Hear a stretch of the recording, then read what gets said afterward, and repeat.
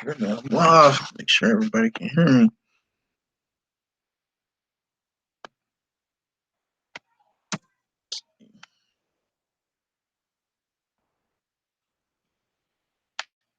Cut that off.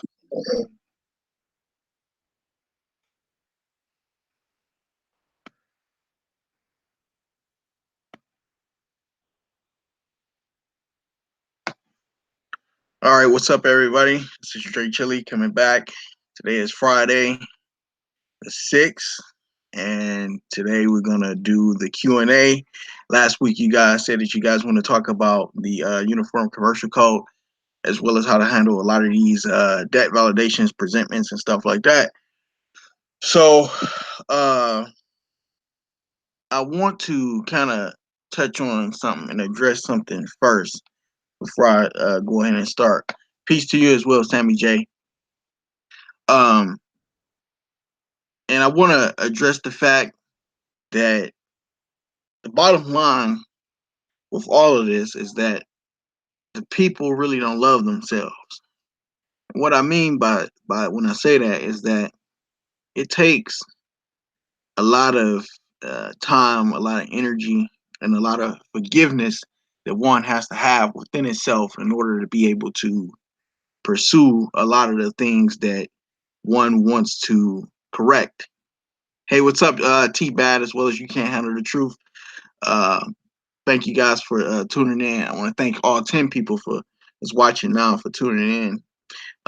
If anybody that came in late, I was just addressing the fact that everybody that's doing this, before I begin, I had wanted to say that everybody that's, looking for remedies and everybody that's looking to find their way with this has to have some form of salvation within themselves internally before one can begin to um, try to correct commercial statuses as well as commercial ventures that they have got themselves into. You have to give yourself um, for basically being, ignorant to a lot of things. And once you are able to forgive yourself, you can then move forward and only focus on what your remedies are according to the rules of the game in which they are playing.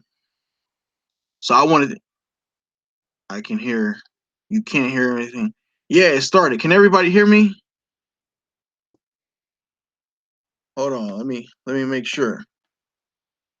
Can everybody hear me? Sammy J, or somebody let me know if you guys can hear me.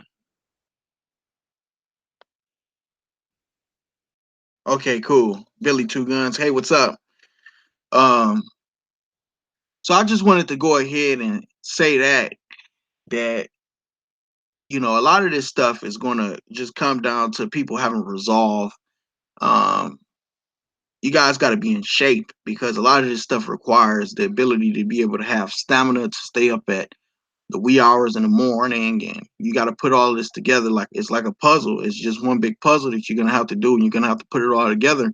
And the only way you're gonna be able to do that is to, get your soul and basic foundation right, so you can have standing with yourself first before you go trying to have standing in this American commercialized country that we live in, or land in which we live upon. What's up, Richard Ree and Priya Plush? Thanks everybody once again for tuning in. Jay Morgan, what's up? So I just wanted to really, that had been on my mind, and I wanted to say that to everybody last week, but I pretty much want the people to just take care of themselves. And what I mean by that is like, regardless of whatever you guys hear me say, I want everybody to be able to take care of themselves. And everything that DreChilly is telling you guys, go back and you double check it and you check it for yourself. I don't want to be one of these so-called YouTubers that, you know, you get people to, start listening to you and things of that nature, but they can't stand on their own 2 feet. Because if I'm saying something, if I'm actually living it and I'm actually doing it, but if you can't do it outside of the fact of you repeating whatever you heard me say, then what is that really doing for you? So the people are going to have to, put the time in and the energy and figure a lot of this stuff out as well. So like I said, that I just wanted to open up with that. But today what we're going to talk about Article 3 of the Uniform Commercial Code and a lot of things that are happening to people. So if you guys have, access to your actual laptop or your desktop or whatever the case may be, I want everybody to go ahead and go into the Uniform Commercial Code, and I want everybody to, in particular, look at Article 3, because Article 3 is at the crux of everyone's problems as it relates to what is happening. So I'll give everybody a minute if everybody can have access, and if the people don't have access, just let me know and I'll go ahead and I'll share my screen. So you guys drop it in the comments and let me know if you guys are able to have access to Article 3 of the Uniform Commercial Code. And we're going to go over this tonight, as well as I want to say maybe we're going to go over the Article 3 from say 606 up until about 7, and then maybe 7:15ish, and then from 7:15ish until 8, I'm going to take some questions and stuff like that. So let me know if you guys are able to go ahead and look into the Uniform Commercial Code Article 3 right now. And I'll give everybody a few minutes to put that together before I start breaking it down. We're going to go into Article 3 of the Uniform Commercial Code. And in particular, we're going to start off with 3-104. Because, like I said, this is the crux of what everybody's issue is. What's up, P? I appreciate you for tuning in. What's up, Malnor? So, if you guys look underneath the Uniform Commercial Code, in particular 3-104, it talks about the negotiable instrument.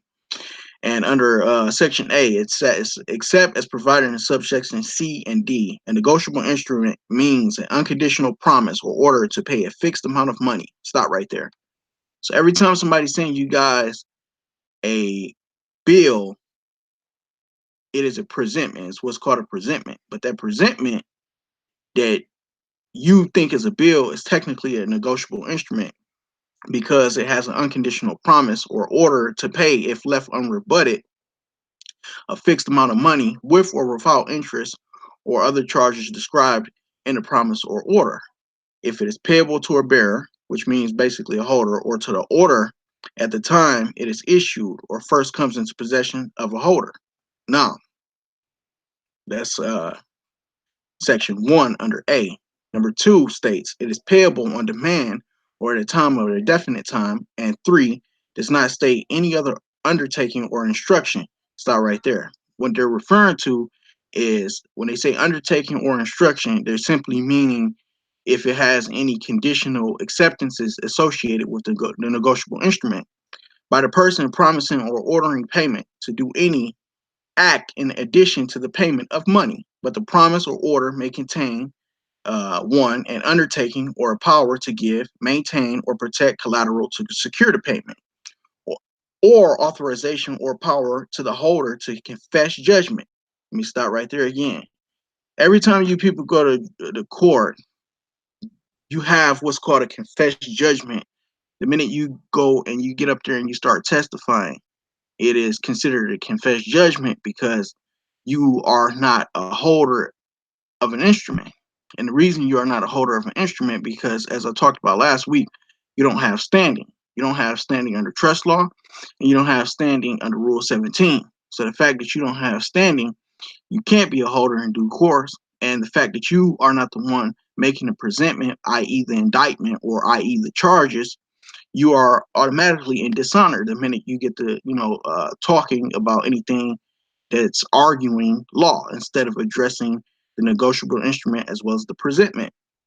So, with that being said, let me go back. And it says the instrument means a negotiable instrument, an order that meets all of the requirements of subsection A. That's everything that I just read, except the first paragraph, or otherwise falls within the definition of a check in subsection S, is a negotiable instrument, and a check, a promise, or order other than a check is not an instrument if at any time it was issued or first comes into possession of a holder and contains uh, express statements to the effect that the promise or order is not negotiable or is not an instrument governed by this article. Now, what is an instrument? It gives the definition. See, this is why I go over the Uniform Commercial Code, because everything that is happening to the people is happening under two sectors, or three: tax law, the Uniform Commercial Code, and trust law. So it gives the definition of an instrument. Instrument is a note if it is a promise, and a draft if it is an order. Now, what is the element usually written on Federal Reserve notes? It says promissory note, or not promissory note, but it is a pay to the order of, and a check. But a check can also be treated as a draft if it's in an order. If an instrument falls within the definition of both a note and a draft, the person entitled to enforce the instrument may treat it as either. Check means a draft other than a documentary draft payable on demand and drawn on a bank, a cashier's check, or a teller's check. Instrument may be a check even though it is described on its face by another term, such as a money order. So all of those are negotiable instruments. And it also includes a teller's check and a cashier's check. So that talks about the negotiable instrument. That's 3-104.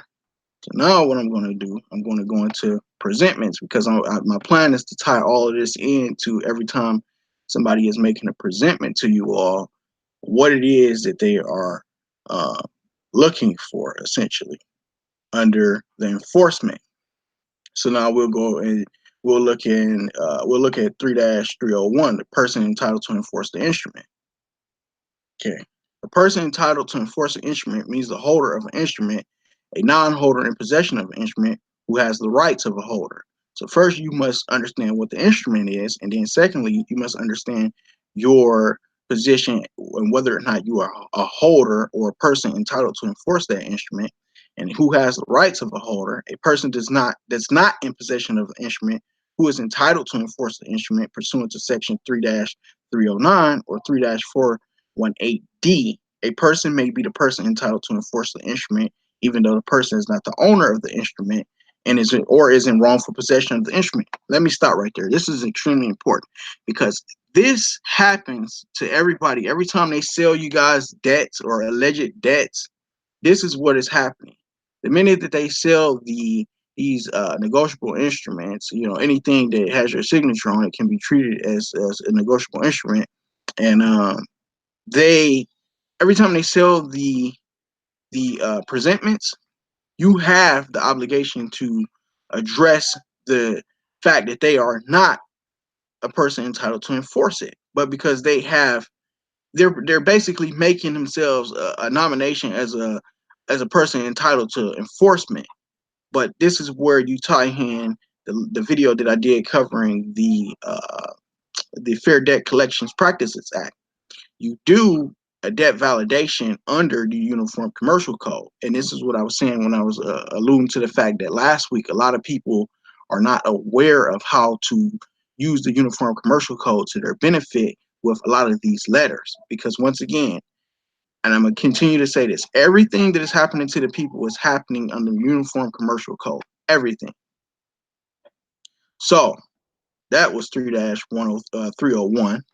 And I hope you guys are writing all of this down so you guys can go back and look at the subsections that are applicable to a lot of this stuff, because it is. So now I want everybody that's following along to go ahead and look under 3-103, which covers the definitions. Now, these definitions are all applicable to Article 3, which covers the negotiable instruments. So an acceptor means a drawee who has accepted a draft. Now, remember, we just went over the definition of a check, a draft, a traveler's check, and a money order. And then it talks about the drawee. It means a person ordered in a draft to make a payment. So now you are technically the drawee as well as the drawer. The drawee is essentially the straw man, because that's who is listed on all of these presentments. Your name in all capital letters. It means a person ordered in a draft to make the payment.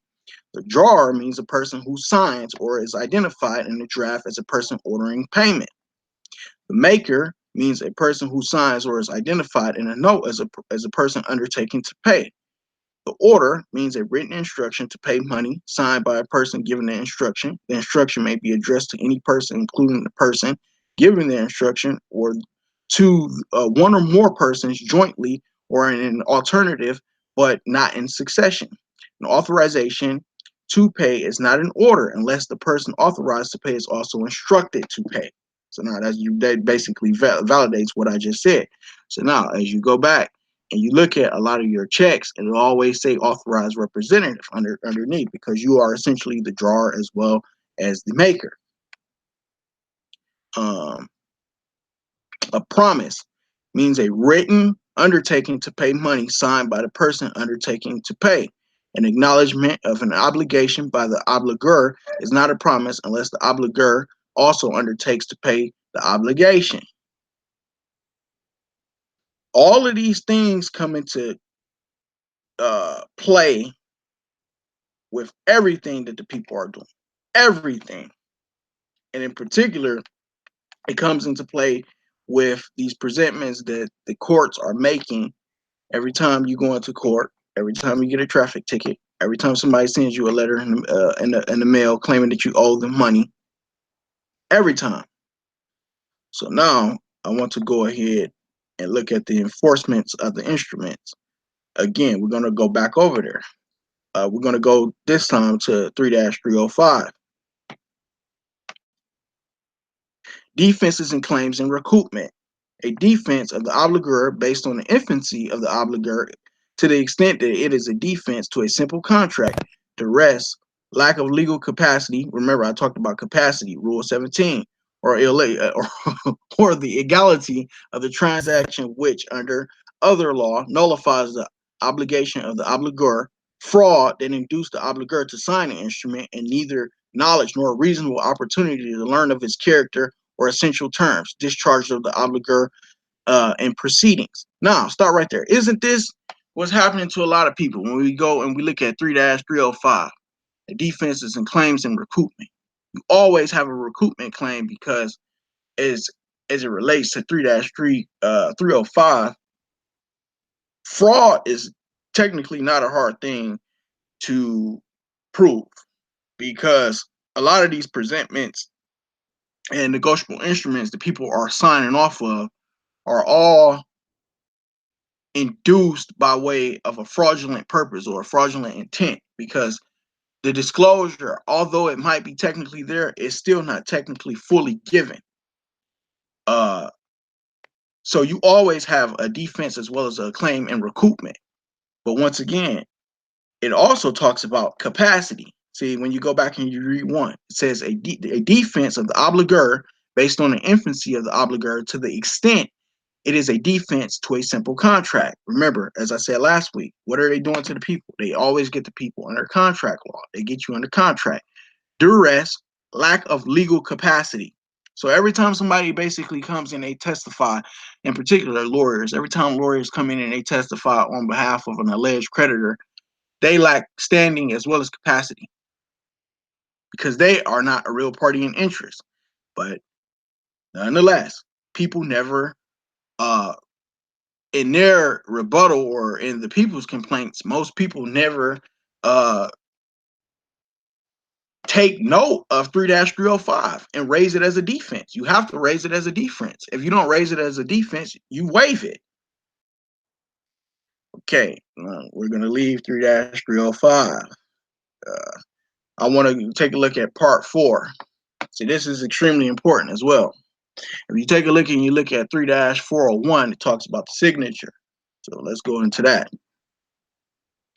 A person, I'm going to read this slowly because I want everybody to comprehend and I want everybody to understand this. 3-401 talks about signature. A person is not liable on an instrument unless the person signs the instrument or the person is represented by an agent or representative who signed the instrument and the signature is binding on the represented person under section 3-402. A signature is not liable.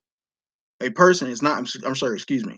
A person is not liable on an instrument unless the person signed the instrument. Just let that sink in for a second.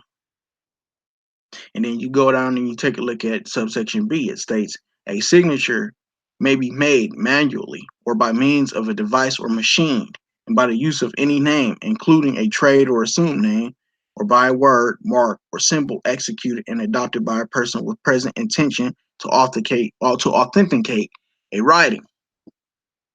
So that's extremely important because, as I said last week, it is your signature that gives consent, because you give consent via your signature, whether you knowingly or unknowingly understand consent and how consent is, interpreted, uh, as well as you give credence to the actual instrument that they are, using.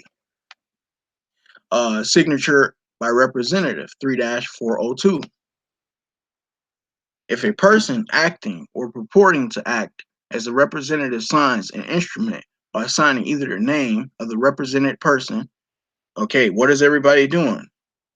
Everybody is basically signing either the name or of the represented person or the name of the signer. You are the authorized representative for the person that is represented, the name in all caps. The represented person is bound by the signature to the same extent the represented person will be bound. So when people get locked up and when people get traffic tickets and things of that nature, remember I said that you guys can sign anything, but what does 3-402 says? It says the represented person is bound by the signature to the same extent the represented person would be bound if the signature were on a simple contract. What are they getting everybody under? They're getting everybody under contract law. So that's 3-402. Let's back out of 3-402. And I don't expect everybody to be able to get this right now. I want everybody to go back and listen to the live stream. If you guys don't have the uniform commercial code available right there in front of you guys right now, I want everybody to go back and take a look at this, and you guys can play the playback. And as you guys are playing the playback, you can go and you can look into the uniform commercial code. So that's what everybody can do. So now, heading back into the uniform commercial code, we're going to look at, I want to get into dishonor. This is extremely important. Like I said, don't expect to get all of this right now. I want everybody to go back. So we're going to look at what is a presentment. 3-501. A presentment means a demand made by or on behalf of a person entitled to enforce an instrument. Remember, we just previously covered the person or persons who are entitled to enforce an instrument. So if you guys if you guys came into the chat room late, like I said, go back into the playback. But a presentment means a demand by or on behalf of a person entitled to enforce an instrument to pay the instrument made to the drawee or a party obliged to pay the instrument, or in case of a note or accepted draft payable at a bank to the bank, or to accept the draft made to the drawee. The following rules are subject to Article 4 agreement of the parties and clearinghouse rules. The presentment may be made at the place of payment of the instrument. Okay, so what do they usually do whenever people don't have, say for instance, if you get a traffic ticket and it's a $500 traffic ticket, and they say, okay, this is a contract in which if you sign it, we'll reinstate the driver's license, or if you sign this contract here today, you can make payments with us. So once again, subsection B1 states presentment may be made at the place of payment of the instrument and must be made at the place of the payment if the instrument is payable at a bank in the United States. What is a court classified as under tax law is also classified as a bank. Made by any commercially responsible means, including an oral, written, or electronic communication. What do people do when they go to court? They talk, so that's the oral. They sign, which is written, and they make electronic communications via telephone when you have telephone court. It is effective when demand for payment or acceptance is received by the person to whom presentment is made and is effective if made to any one or two of more makers, acceptors, drawees, or payors. So let's play around with that real quick. The maker, who draws up the bill or the indictment, is also classified as the drawee. The acceptor is the straw man because it is the straw man's obligation to accept the tax bill. And you are the payor because you use the name of the decedent. So you have to accept the presentment and accept it for discharge. Okay, so following back up into presentment. Number 2, upon demand of the person to whom the presentment is made, the person making the presentment. Now this right here is also extremely important. Because this one right here is, I want to go into the chat room real quick, and I want everybody to pay close attention to what I'm about to read right now. Okay. Yeah, T-back. Okay, I'm going to go back. 3-501, Section 2. Upon demand of the person to whom presentment is made, the person making the presentment must, 1, exhibit the instrument. Okay, first. This is extremely important. They have to exhibit the instrument.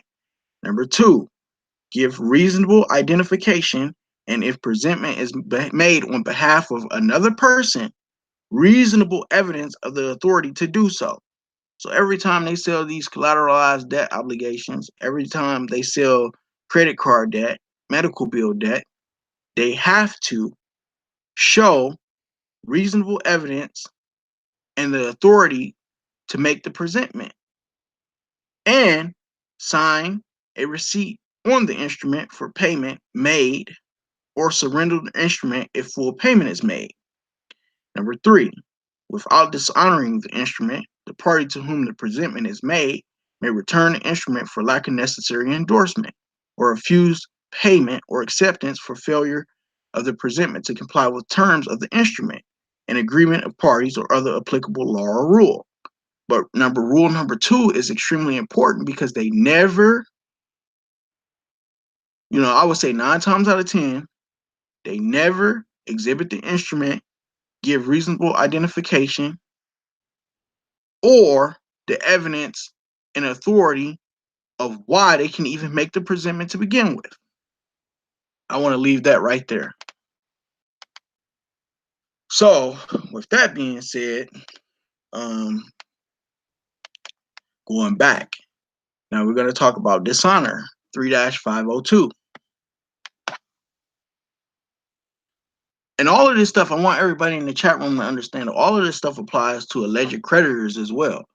So you are considered a law merchant, and the fact that you are considered a law merchant, you hold responsibility whether you know what you're doing or not. So as I stated, it behooves one to start paying attention, cut off the television, and stop looking for a handout. Stop looking for a quick fix and start understanding what is going on, because you will be glad that you did. So 3-502, dishonor. Dishonor of a note is governed by the following rules. If the note is payable on demand, the note is dishonored if a presentment is duly made to the maker and the note is not paid on the day of the presentment. Number 2, if the note is not payable on demand and is payable at or through a bank, or the terms of the note required for presentment, the note is dishonored if the presentment is duly made and the note is not paid on the day when it becomes payable at the day of the presentment, whichever is later. Every time you have an issue and after you are jailed and you sign the recognizant bond, you have the arraignment. That is the day in which the first presentment is made. You're supposed to ask for the bond right there and pay the debt. But I don't want to really get into all that. That's the next level. We're gonna walk slow through this. I'm here for the people. We're gonna all walk slow through this. We're gonna do this together. That's gonna come in due time. Number 3, if the note is not payable on demand and paragraph 2 does not apply, the note is dishonored if it is not paid on the day that it becomes payable. So you have the authority to accept the note and pay it. But you go into dishonor because you're not asking for the note. All of this stuff is happening to the people because the people are not taking action. People are being reactive instead of proactive. And the fact that the people are being reactive instead of proactive is what has everybody mind in a ball of confusion, and it's a revolving door. And this is the main reason why people can't get out of a lot of the crux that they are in. So I'm going to turn back over to the chat room. I talked a little bit about Article 3, but I want to coincide a lot of you guys' questions with Article 3, and then we're going to jump over into the Fair Credit Reporting Act as well as the Fair Debt Collections Practices Act. So I'm going to go ahead and start back up at the top of the screen, and you guys can go ahead and start typing your questions right now. So I'm going to go back up, and we're going to go from there. Okay. You can't handle the truth said. Exactly. You always research for yourself. Exactly. Thank you for that comment. Priya Push, I really need my car paid off. Well, it's a lot more to it. First of all, the financing agreement, you got to read the fine print in a lot of these loans, and you have to understand that there isn't any money. So how could a so-called bank, credit union, or in-house financer, well, in some cases, if they did use Federal Reserve notes, which they didn't, but let's hypothetically play around with that. If they use Federal Reserve notes, you have to understand that no money exists. I'm gonna just leave that as that. That's kind of like, you saying I really need my car paid off. Well, a lot of people need a lot of things paid off. There is a way in which you can pay it off. You have to redeem all of your debt instruments that you have pumped into the economy. And once you redeem all of your debt instruments that you have pumped into the economy, you can then use those Federal Reserve notes to pay it off correctly. But it comes with an applied effort and research and studying. Thomas said, I'm happy to learn, been in the dark about all of this stuff. Well, we all are, and I'm still in the dark about a lot of things. You're not the only one walking down this path. We all are in the dark about a lot of things. T-Bat said, so in court, when a judge signs the order, for example, making you the obligor to pay, said judgment or child support, etc., how do we rebut the assumption that the judge is not a real party in interest? You rebut the presumption by what I said last week, forming a trust. Remember, a trust is essentially private. So the fact that if the judge is appointed under Form 56 as trustee, the game and the smoke and mirrors is therefore it's eliminated, because then you can accept the draft for payment. The order is essentially a draft because it's just what? It's an order. So you can accept that draft presentment for payment and pay it on the taxable side. Remember, I said all three subjects are all interrelated: the Uniform Commercial Code, trust law, and tax law. You would, to answer your question more in depth, you would create the express trust, enter the express trust in the court. You would name the judge as trustee.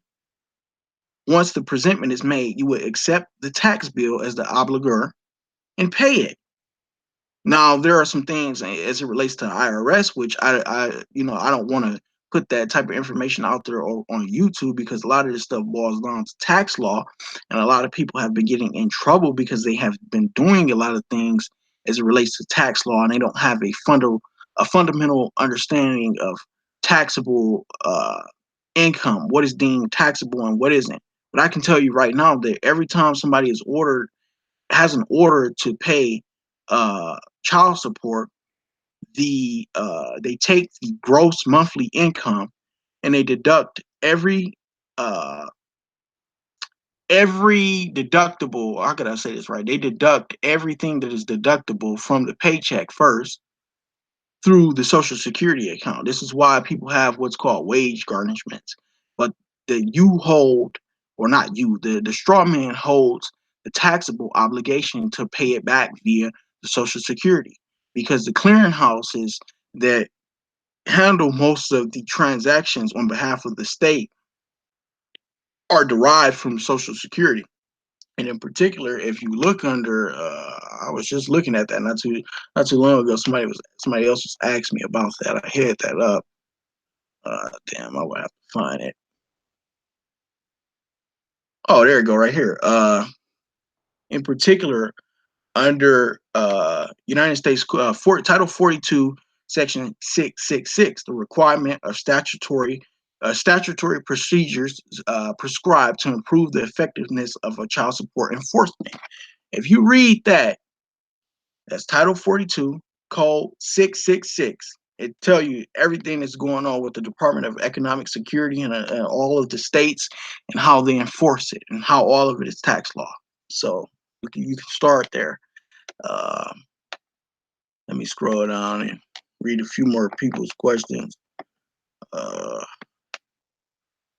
Scroll back up 1 second. They have to show evidence of, you can't handle the truth, said they have to show evidence of your signature. Correct. Every time they make a presentment, they have to, as if they're going to claim to be a holder of the instrument or a real party in interest or a holder in due course, they have to show evidence of your signature. And then they also have to show their authority to even make the presentment. That's the first thing you want to have them do. They have to show their authority to make the presentment. Let's go back and let me reread that again. Uh, let me find it. Wait a second. It closed out.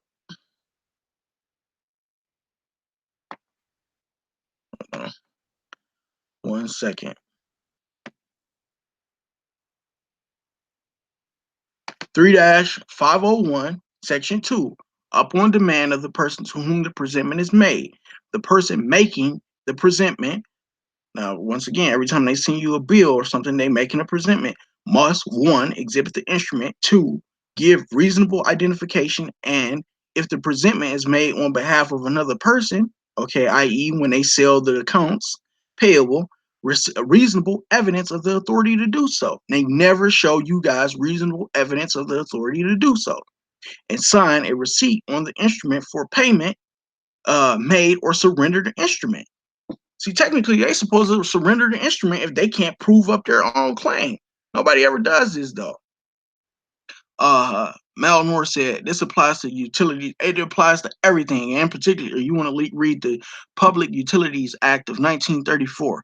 That's another act that a lot of people never reads.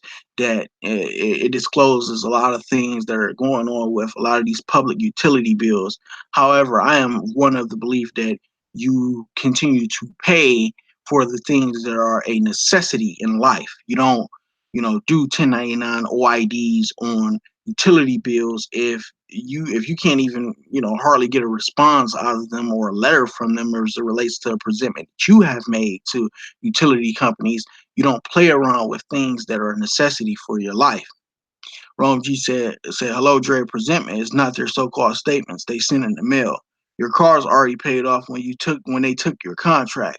Well, yeah, exactly. Well, they sell the contract back to investors, and investors make them put up a bond. A lot of the investors are usually in-house financiers, or they'll have somebody that basically will help bankroll a smaller car dealership. Let's say, for instance, if they only have maybe $500,000 in inventory, that's still considered a small car dealership.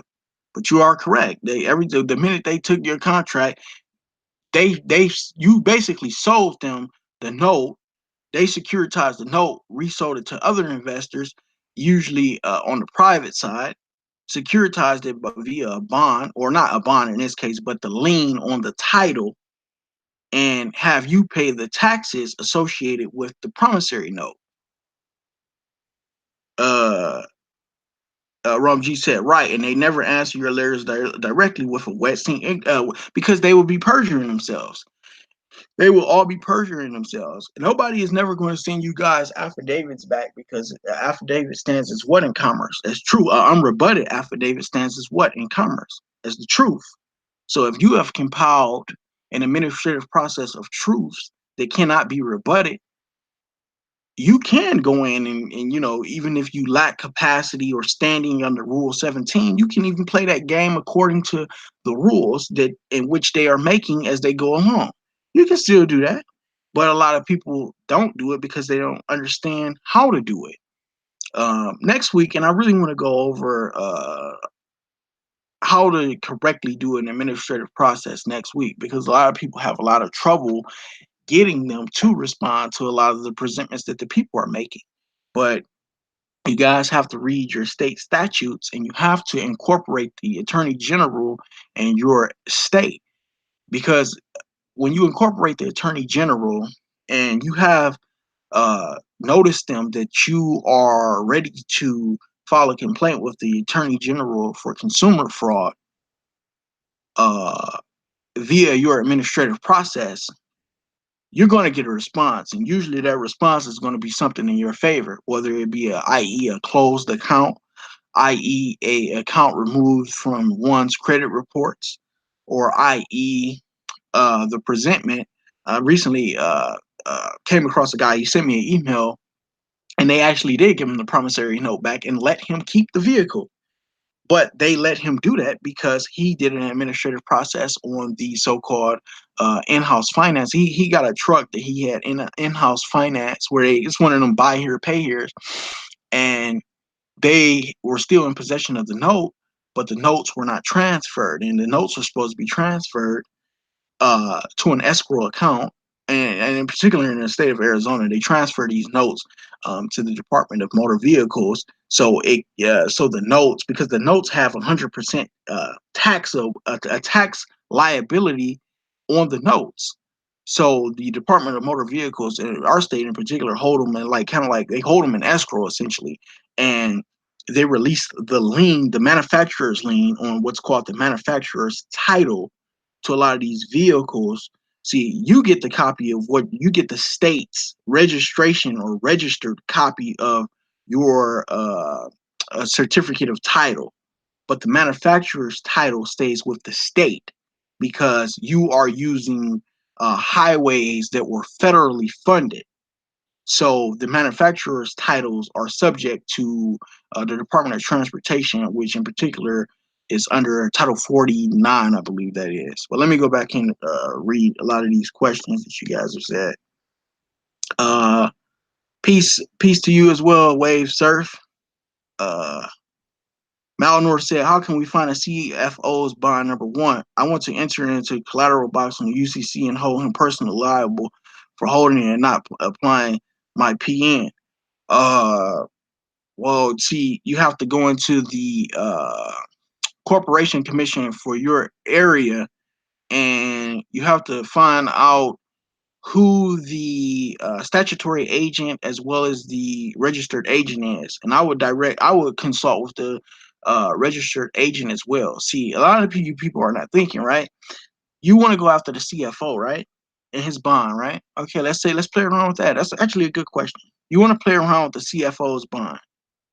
But if the claim is rejected with the insurance company for going after his bond, then what's your next angle? Answer me that question, Malnor. So what's your next angle if you go after his bond and you make a claim with the insurance company and the insurance company denies the claim on this person's bond because they have do you have proof of claim, i.e. an administrative process that you can present to the insurance company which states that the CFO in particular has been negligent in any practices?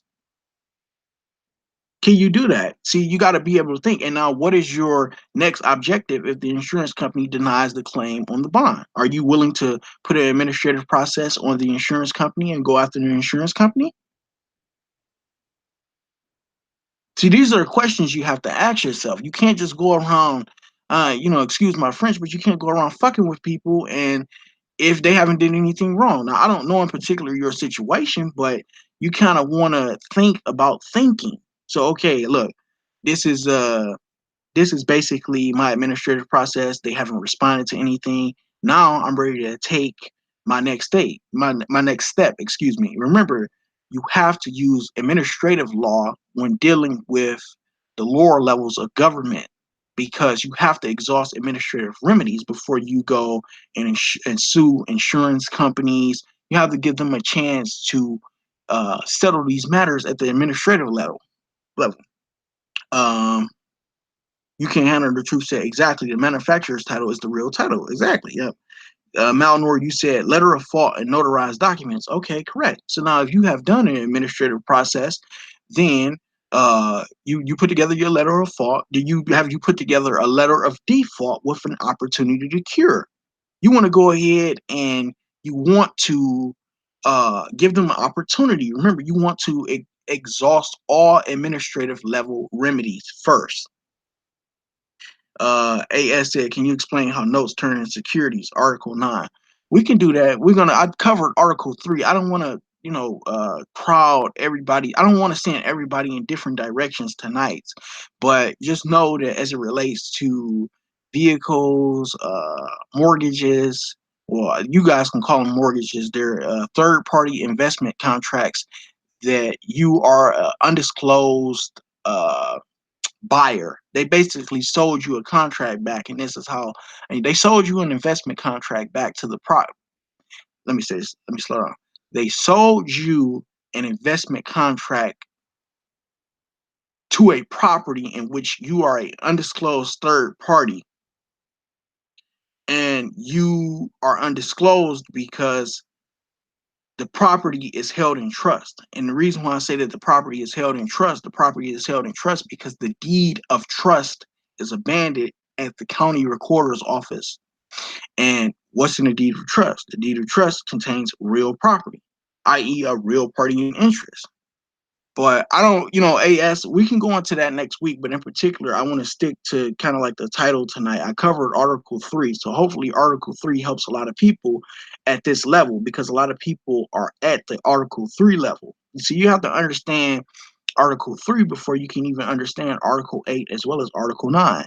But you are correct when you say securitization is essentially what's happening to everybody's vehicle, homes, properties that are things that are extremely valuable, necessities in life. They are securitized.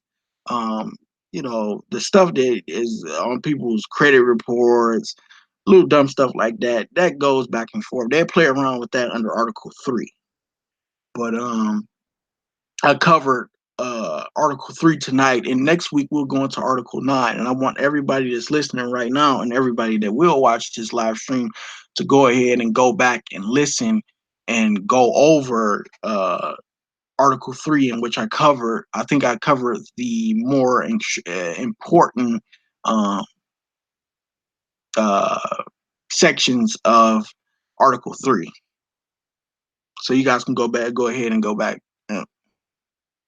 Oh yeah, hey, yes, no worries. Yeah, but ask any other questions. I mean, you can continue to ask questions. I want everybody in the chat room to go ahead and continue to ask questions. We all are learning AS, so don't feel bad for asking me a question. Like I said, the only question, that is they say the only dumb question is the question that's not asked. But I understand so how a lot of people get stage fright, or a lot of people, they might not know what exactly to ask, but I guarantee you somebody else got the same question that you got, and you just had enough heart to go ahead and ask it.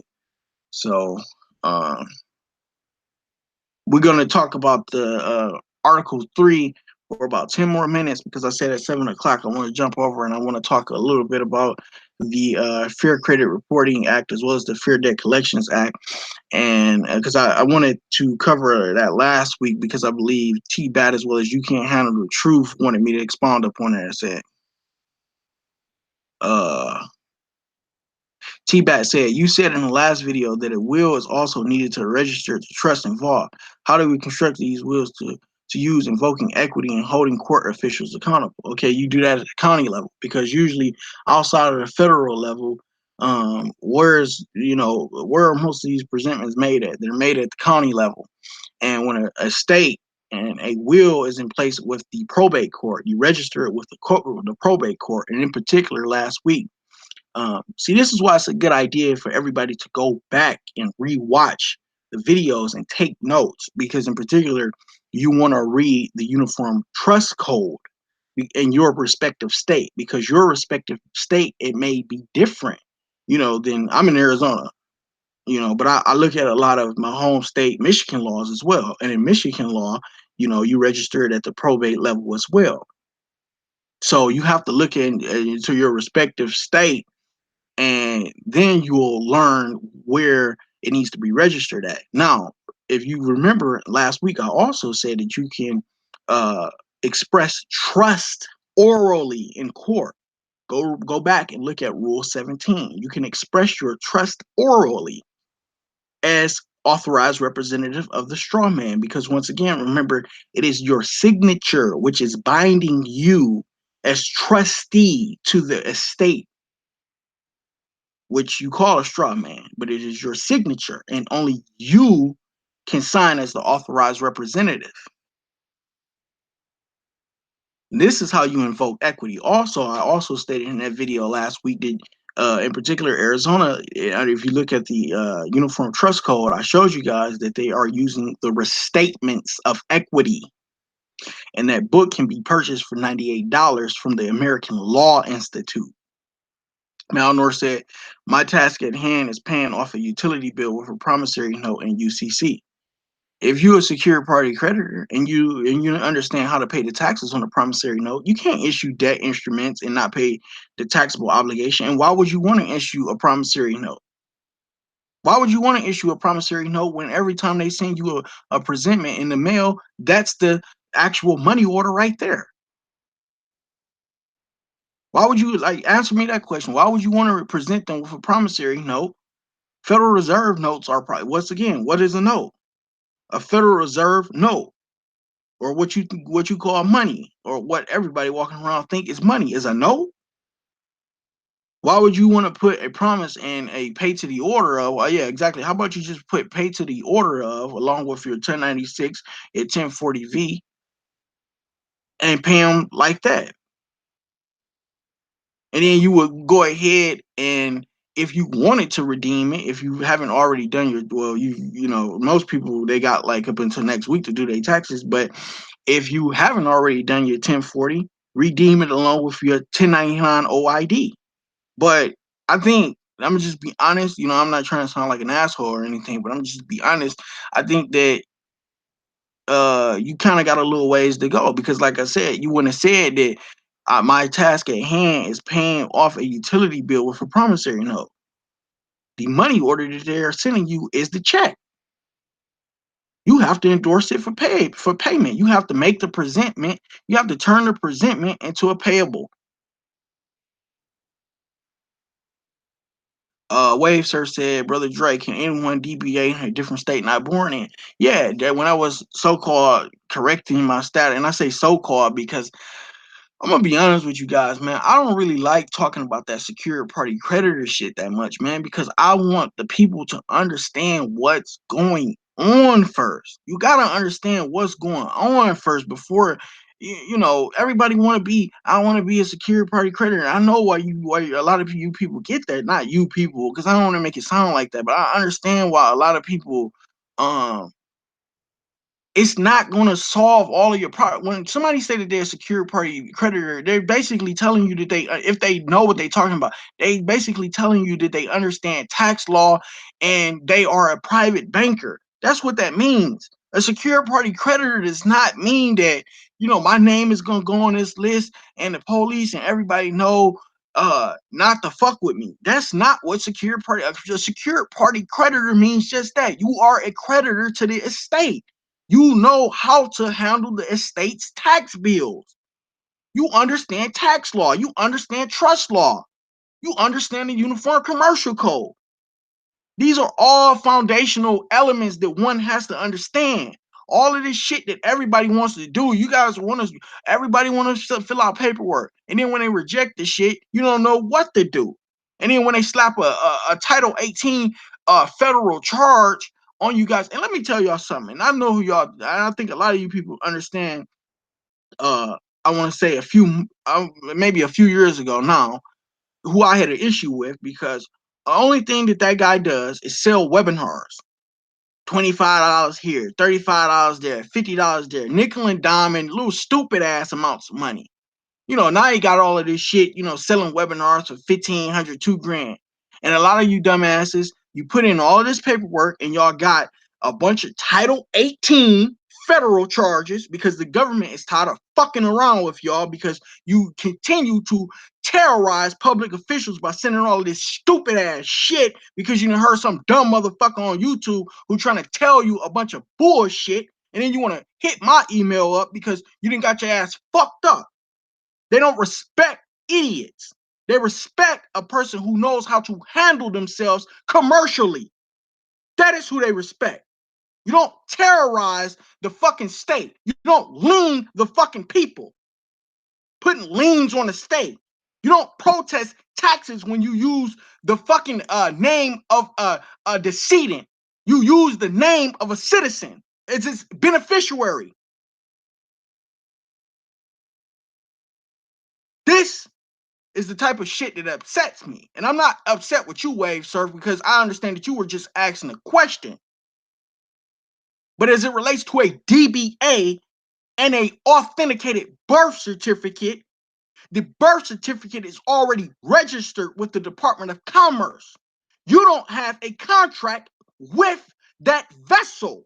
So the fact that you don't have a contract with that vessel to be able to conduct commerce as a secured party banker under Title 31 is why you are not getting the same results that you would get if you had paid attention, and not you, Wave Surf, I'm generally speaking here. If you had paid attention and done the research thoroughly.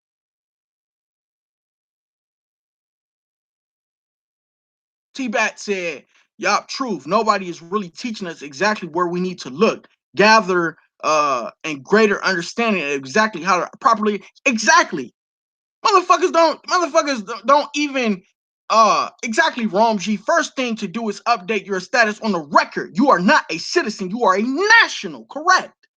And nobody has reserved their rights, even in their respective states, reserving their rights as being a state citizen, operating under state law, common law, on the private side, the post office.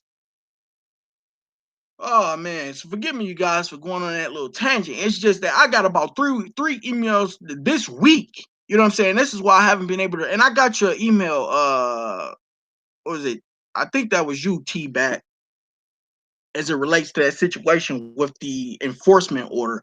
But this is the shit that I'm talking about. You know, a lot of people let people sell them all types of shit. And it's like it's right here in your face. You ain't got to pay me. You ain't got to pay nobody nothing. Do it for yourself. Wave Surf said honor and dishonor. We must stay in honor at all times. Exactly. You T-Bat, you can't handle the truth. Said exactly. You don't put liens on judges and all that shit. Exactly, man. But they do so much crazy shit, and it's like the people are just so goddamn gullible. You know, it's like, man, this is why I honestly think that the people need to understand the two sides of the coin in both their life, their personal life, as well as, like, wait a second. Let me just talk some real shit tonight before we get into the second half of this. People need to understand the two sides of the coin, and and, you know what I'm saying, in a private life and in a public life. People can't even handle themselves in public. You know, people can't. I see so much crazy shit on YouTube. You know what I'm saying? People send me all types of shit in the private. Hey, Dre, well, let me get your opinion, your thoughts on this video. You know, all this crazy shit. Motherfuckers showing their ass on the side of the road with these rogue ass, drugged out ass, motherfucking, I will shoot anything that walks and move ass motherfucking police departments with goddamn non-charitable and some charitable police unions and prosecutors and judges that will protect them because they understand that these motherfuckers are the garbage man who bring in the I'm not gonna call the people garbage, but they bring in the revenue from the fucking sheeple. And I see so many crazy ass goddamn videos, motherfuckers on the side of the road, police officer might come up, and I might even, you know what I'm saying, sometimes might be having a good day, might just, hey, simply ask, hey, sir, you know, driver's license, registration, and proof of insurance. You hand over the driver's license, which is basically, an admission to being a driver. So you hand that over, and then you want to give attitude after you have handed over the confessed judgment right there. They ain't got jurisdiction over me. Yes, the fuck they do. Because you signed on to having a driver's license with the state, which then entered into an intergovernment agreement with your respective city, which is nothing but a fucking insurance company that's collecting bonds and accounts payable, which entered an intergovernmental agreement with the state to enforce traffic laws via your signature. And on the goddamn driver's license, you ain't reserved no fucking rights pursuant to the Uniform Commercial Code. Because remember, the vehicle is registered to engage in what? Commercial driving. So you don't even know how to operate the Uniform Commercial Code, so you can't even open up your fucking mouth when they say driver's license, registration, proof of insurance. Hand them the shit, because you don't even know what's going on. And the fact that you don't even know what's going on, how can you be out there on the side of the road showing your fucking ass? You handed the goddamn officer the consent and the confessed judgment against your damn self with a signature, and most of all important, a picture with you agreeing to be the straw man. And you done handed it over, and you talking about, I don't answer questions. Well, you might as well, because the confessed judgment is right there up against you. Then I see all these other videos where, somebody that basically did, and y'all might know who I'm talking about, stole all the Tex Mason shit, stole some of my shit, but and I hope you listening, you're not gonna say my name, because I know, and I have gotten at YouTube ass and their attorneys in the private, when you even attempted to use my shit previously.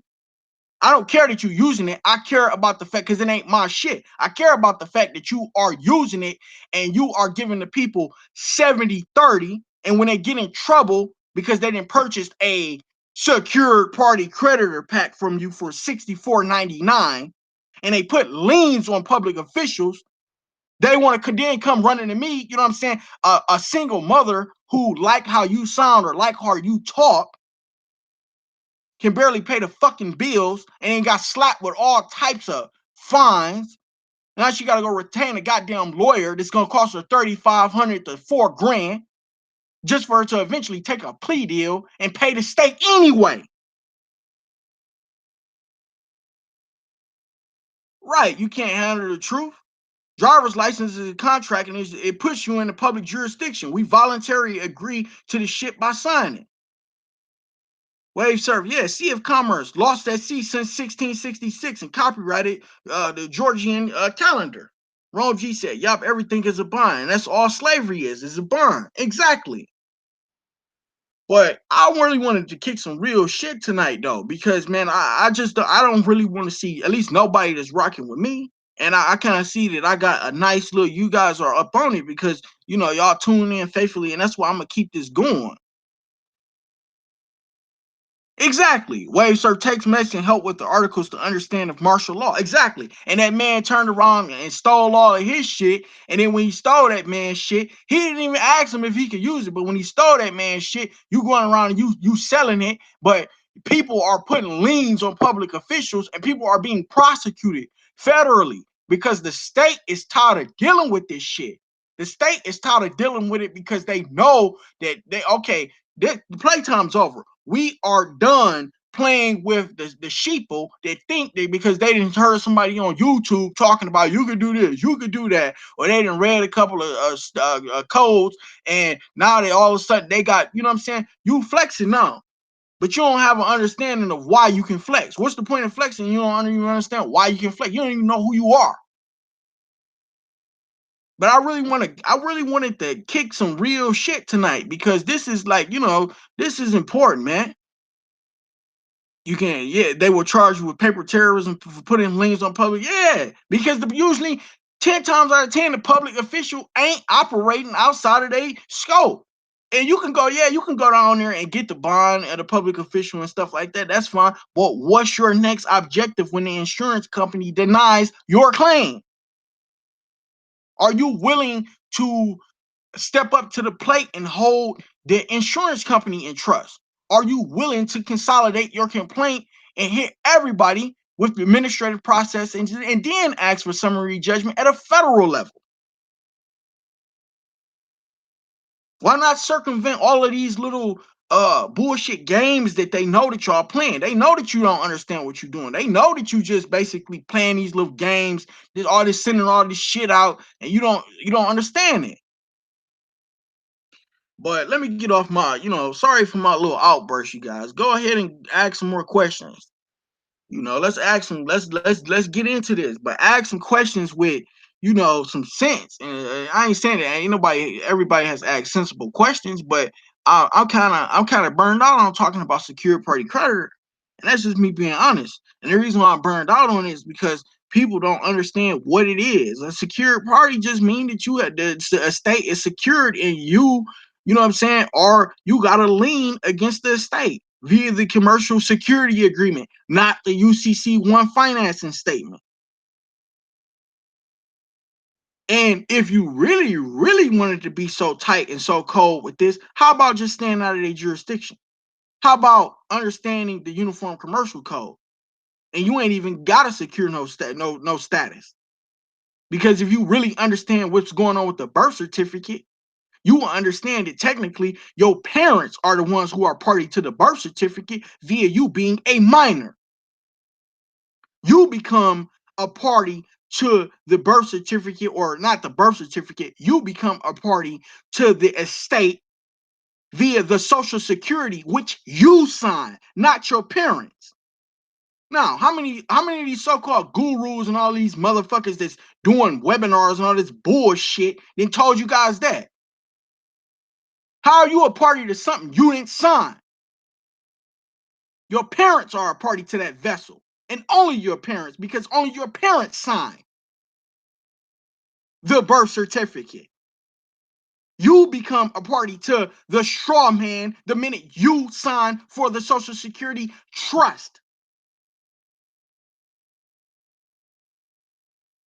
Yeah, you can't handle try. Oh, I appreciate that. Yeah, exactly. Because I'm kind of like, man, it's like, dude, I don't want nobody. We talking about the Uniform Commercial Code and debt collectors tonight.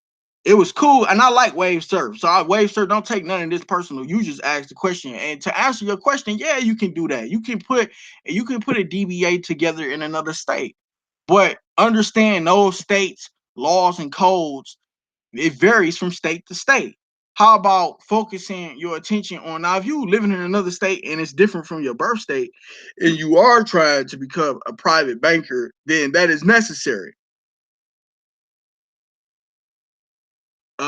AS said everything is a tax bill, so straw man doesn't owe tax. If you understand, listen to what you just said. You just said everything is a tax bill, so straw man does. Yes, the straw man does, because it's not you, that's the citizen. The citizen is the straw man. But you can't benefit from a system and then not pay the taxable obligations. You have to pay the taxable obligations. You benefit from that name. You can't operate in commerce without the straw man. Unless you are prepared to, and I mentioned them people last week. I think it's the Quakers in Lancaster, PA. They do a good job of doing it. The Salt Lake City, in fact, in Arizona, it's a city up in Colorado called Arizona City, Colorado. They LSD participants, and to each his own. I don't really get off into that shit, but they have a full in-depth understanding of how to stay out of the United States corporation jurisdiction. It's not you that's the citizen. It's the estate that's the citizen. And that's what they are taxing you as. You get the privileges and benefits of being a United States, or the estate gets the the privileges and benefits of being a United States citizen. So the fact that you use that name and you will become a party via the Social Security trust, you do have trustee obligations to discharge the estate's taxable bills. Romji said no taxes if you're not an investor. That's why they make that's why they make you a undisclosed third party in their investment schemes. Yeah, because they know that the people ain't gonna go look at the prospectus anyway, as it relates to most of these investments. But nobody makes a claim with their respective state. Remember, the attorney general for everybody's state is representing the people of the state. And I kind of had a few incidents with Mark Bernovich in his office down there, but at the end of the day, I got a letter from him personally, and I knew it wasn't just some little assistant, you know what I'm saying, that basically wrote it to me and was like, all right, let's just shut him the fuck up. But I got a letter from him personally with his cell phone number telling me that if push comes to shove, the state in which my person on the public side, as well as my, i.e., me being a living man, resides in, if push comes to shove, and they want to try to, enforce this whole Federal ID Act of 2005, which is coming in 2019 for a lot of states, that the Attorney General's office is representing the people, and that the people make up the state of Arizona, and that it will be represented to the fullest capacity. But nobody, in regards to what you were saying, Ramji, nobody is making claims with the Attorney General's office. If the Attorney General is representing the state, which is the people, not this corporate fiction that people think the state is, nobody is using Title 18, which covers fraudulent schemes and swindles. Why aren't the people, filing complaints for fraudulent schemes and practices? Because remember, the Attorney General has complete jurisdiction to pursue a claim in district court. Why would you want to, why do people want to continue to play around at the county levels? And then when they rule, and not in your favor, they strike all of your motions and your pleadings and all of that shit, and they strike everything. People want to go back and complain. Yeah, Ray G, I appreciate that. Marley said, I got one too many. My AG under. Exactly, Marley. People don't understand the power of the Attorney General's office. Use the Attorney General's office, incorporate them, and let them know what's going on. I guarantee you, if you guys take a look at you guys' Attorney General's office, they have a section on their website where you can report a fraudulent scheme or practice. If you know how to do an administrative process correctly and you let it be known, now this is notice. I'm noticing you. I'm giving you a little bullshit, office that is allegedly collecting a so-called allegedly collecting a debt on behalf of a third party. I'm giving you fair warnings now. I'm about to get ready to file a criminal complaint. When people hear shit like that, it scares the average person. But I understand it's just okay. It's a little bit more taxes owed. But I'm about to get ready to file a criminal complaint against your little bullshit office for continuing to send me mail, and then when I send you a presentment, when I send you a presentment right back, a conditional acceptance, and you can't prove up your claim under 3-501, you want some real shit, because now I'm going to report you. So Marley, that point that you just made is extremely important. If you really dig it, and I think, the letterhead in which they're talking about that 2005 Real ID Act, I think the Department of State have kind of issued some type of, basically, when I had a conversation with the Attorney General's office, and it went something along the lines like this, like, okay, in 2019, the state might get ready to, to sue the shit out of the government, because the government wants to basically put chips in a lot of these IDs, and that the state of Arizona in particular believes that the federal government will restrict traveling as it relates to airline flights and things of that nature, air travel. That would be their next tactic, to say, okay, either everybody get with the program, or you're gonna have a hard time getting people to be able to fly out of your state unless it goes strictly back into the private. But remember, under the Patriot Act, and ever since 9/11, everything that has been underneath the Patriot Act and the Department of Homeland Security has complete jurisdiction as it relates to international travel concerning United States citizens, as well as certain travel rights on United States land and jurisdiction. But basically, what that letter entailed was that it's kind of about to get ready to turn into a dogfight. See, people don't understand. Like, see, this you got to go behind the scenes, and if you go behind the scenes, you will see that a lot of the states is kind of actually fucking tired of the government intervening with respective state issues, because the states, in fairness, do want to keep a lot of this shit in house. You know, Arizona in particular was completely embarrassed when that State Bill 1070 got all the way up to the Supreme Court, because Scalia basically had told the truth, and that's why they offed his ass. He told the truth. He said the state of Arizona is sovereign. The people are sovereign. He said that. That's on record. I have that actual case brief, and that's why they offed his ass. Well, you talking a little bit too much. You gotta go, because the state of corporate citizens that are registered need to be in slavery as it relates to the federal government, which, you know, they deem that the corporate citizens, i.e. the Walking Dead, need to be in slavery because they don't understand what's going on, and that we want to keep them in slavery because we got bonds that we trying to cure, and we trying to get money and recoupment on. Just how I talked about earlier, recoupment claims, they file recoupment claims all the goddamn time. But Wave Search said, yeah, brother Drake, no worries, brother. It's all good to hear, need to heed with warnings. Yeah, exactly. I appreciate that. But let's go ahead and get into some more questions.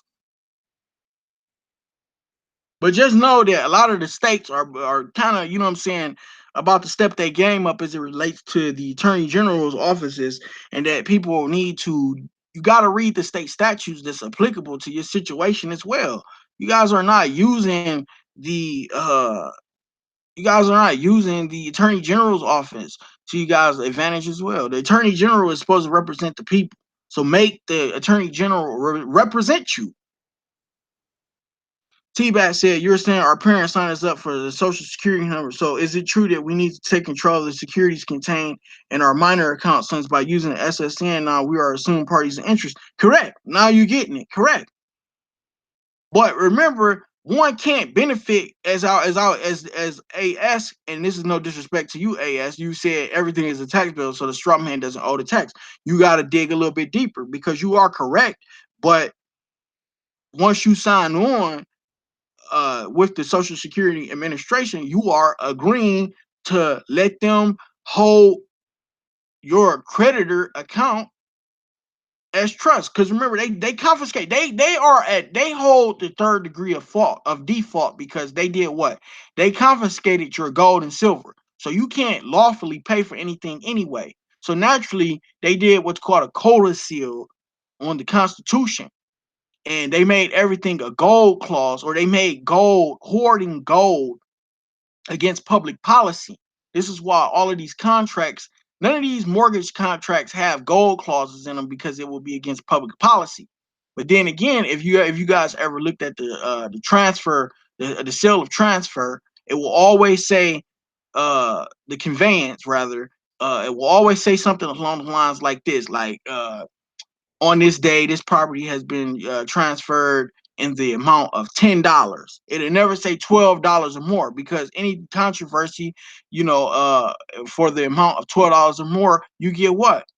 A jury trial. Last thing that a lot of these fraudulent motherfuckers want you to do is be able to expose the whole goddamn show in front of. But then again, I mean, I don't put my faith in, that type of shit either, because even if he was to get a goddamn jury trial and you show half of the people the facts, the evidence, probably out of 12, it probably is going to only be one person who will be like, well, look at this shit. This man or this woman is presenting the facts and evidence here in court, and he didn't broke down in the Constitution. What does Article 2, Section 10 state?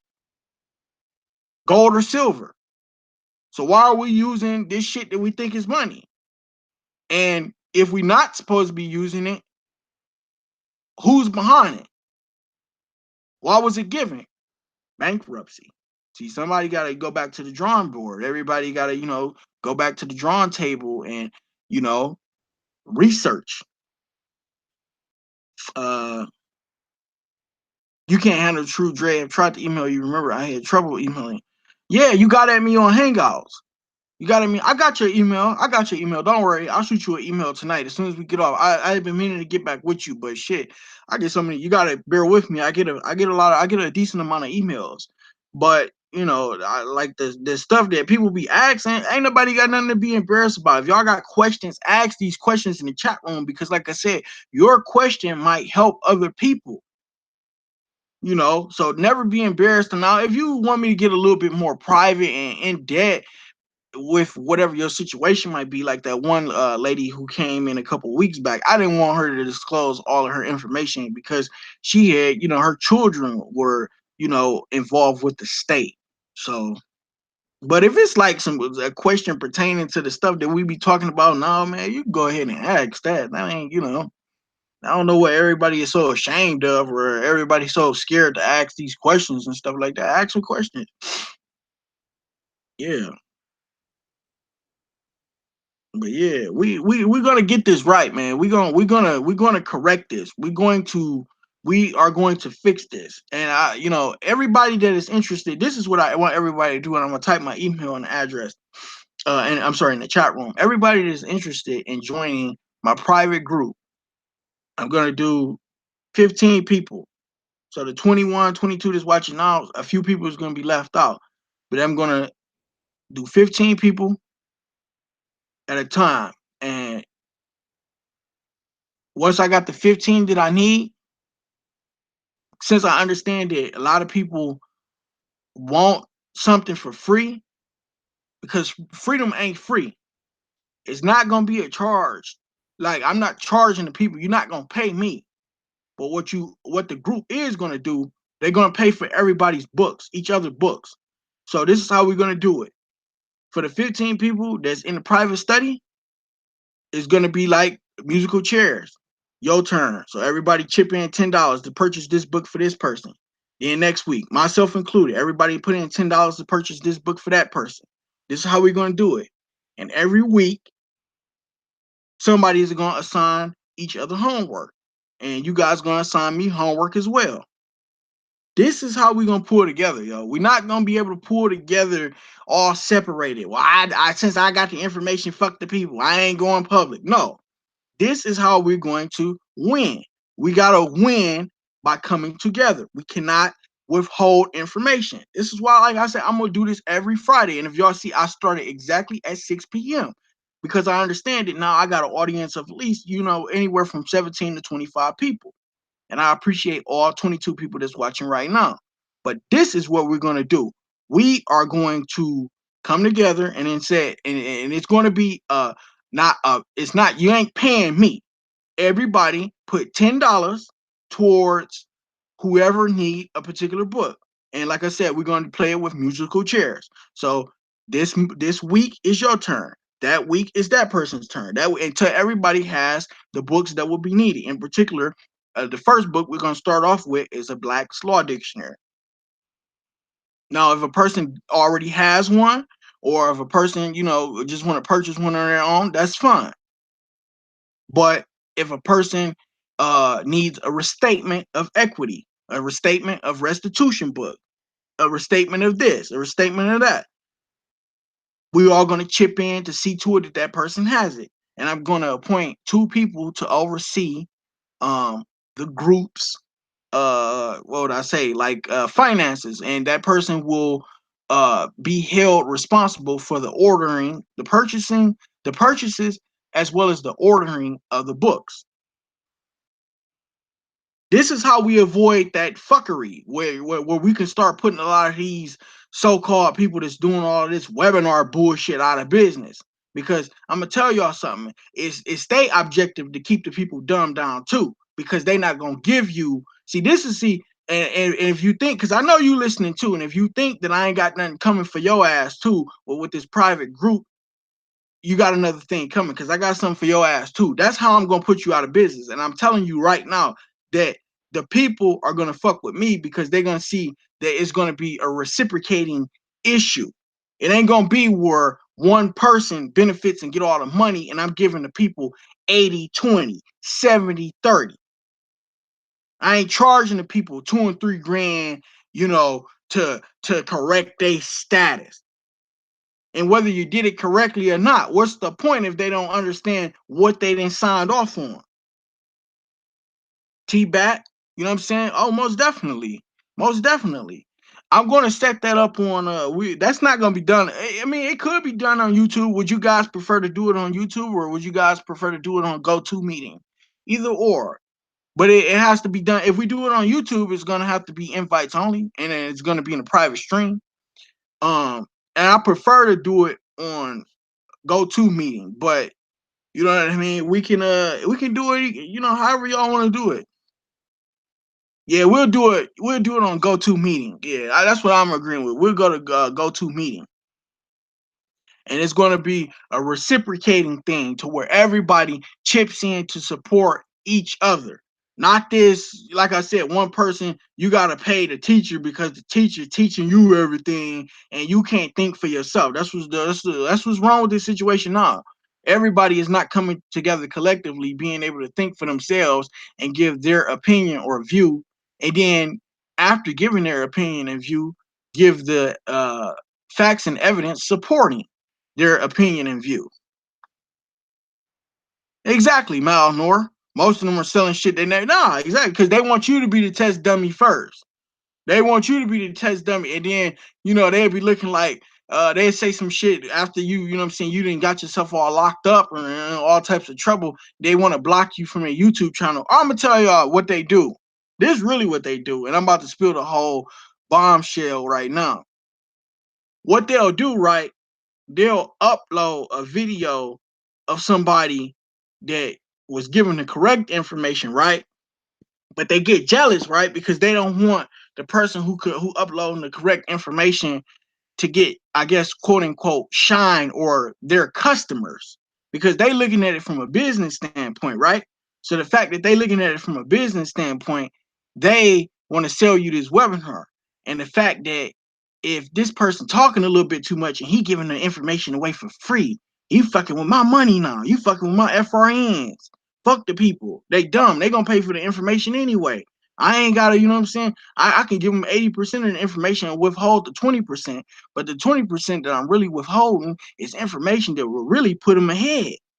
So I'm gonna damn sure make sure that they don't get that information. But what I'm gonna do is out of that 20%, I'm gonna break it down.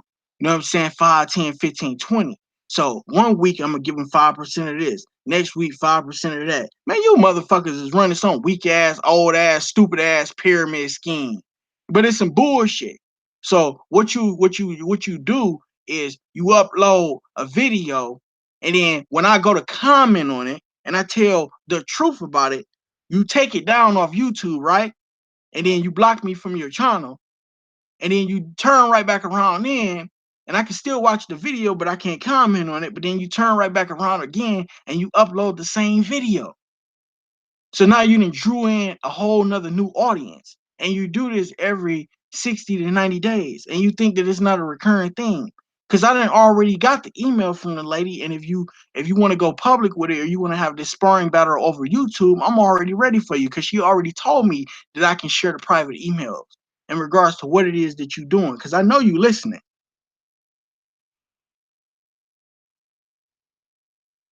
So yeah, let's tell the people the truth. Let's be truthful with the people. Let's not give the people 70-30. Let's talk about how you took over $80,000 from that lady, and that lady showed me her bank account. She showed me the statement. You took over $80,000 from that lady.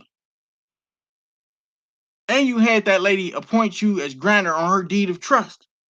She deeded you her property as well as you took 80,000.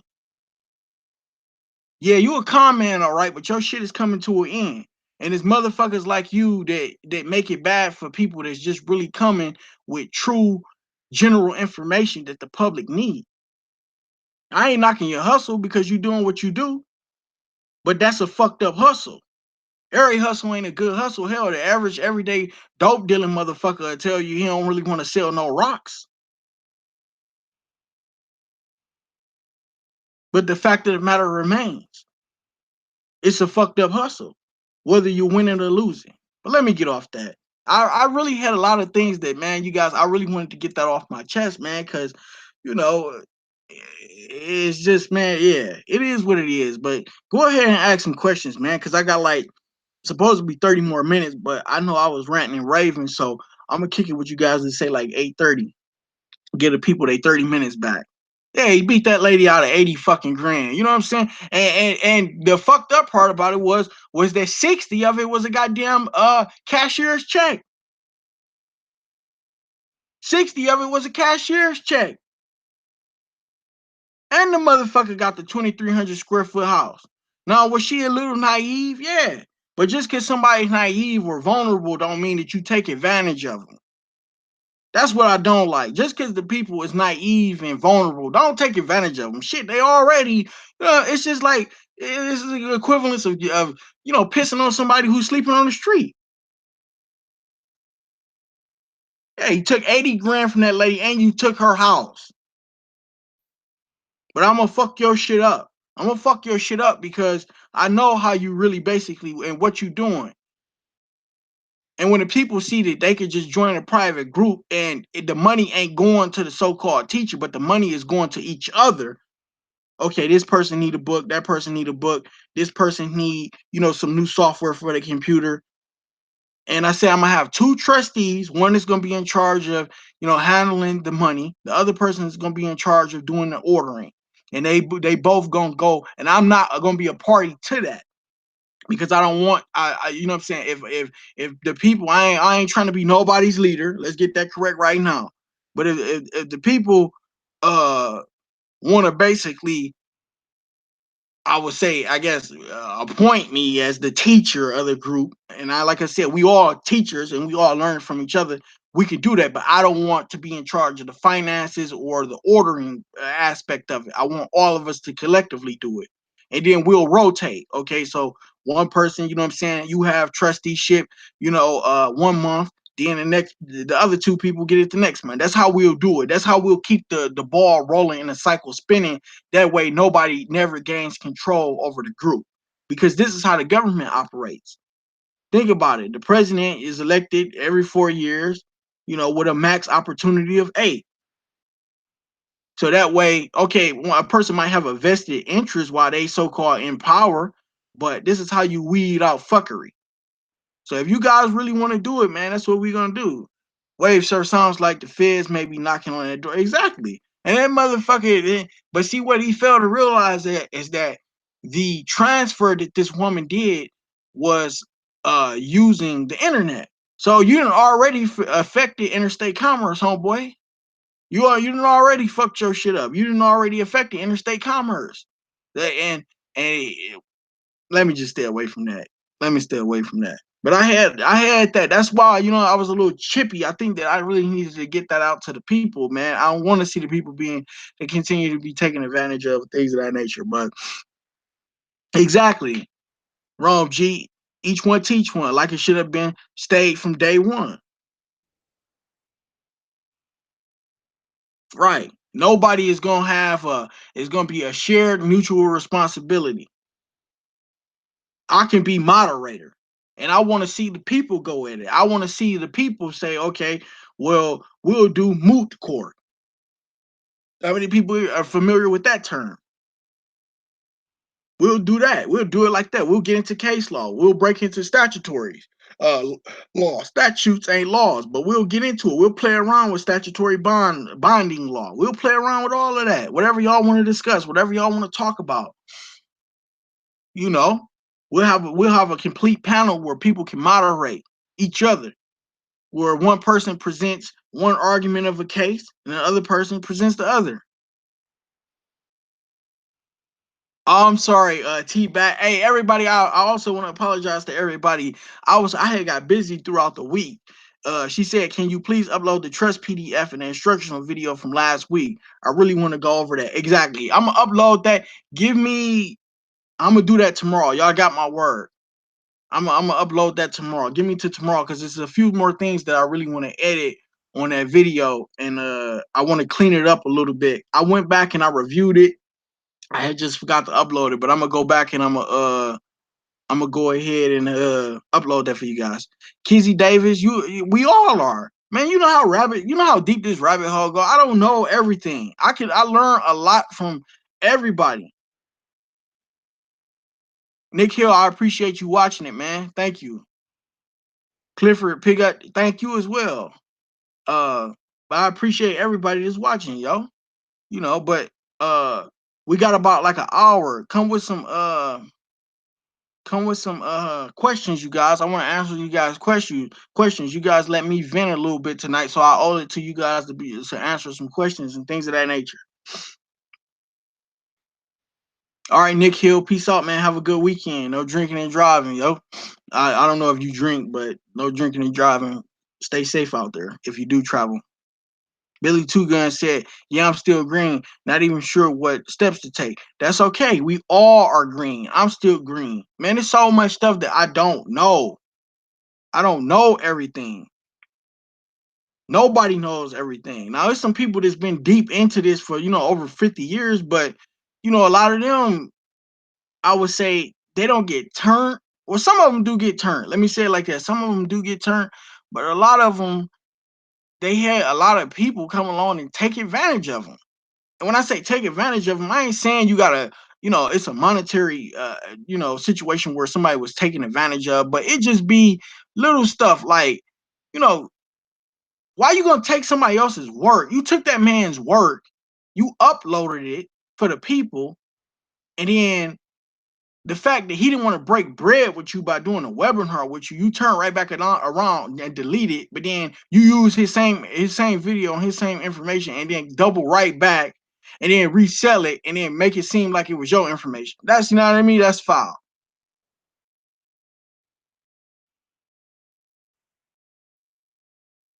How does the FTC work step by step with claims of agents falsifying documents? Well, like I said, you wanna, if you look into the Federal Trade Commission, you want to go then you want to go ahead and contact your Attorney General's office. Usually, when you look into your state statutes, it'll tell you that the Attorney General is usually specifically designated to handle Federal Trade Commission's complaints, whether it's relating to the Fair Credit Reporting Act or as well as the Fair Debt Collections Act. Either or.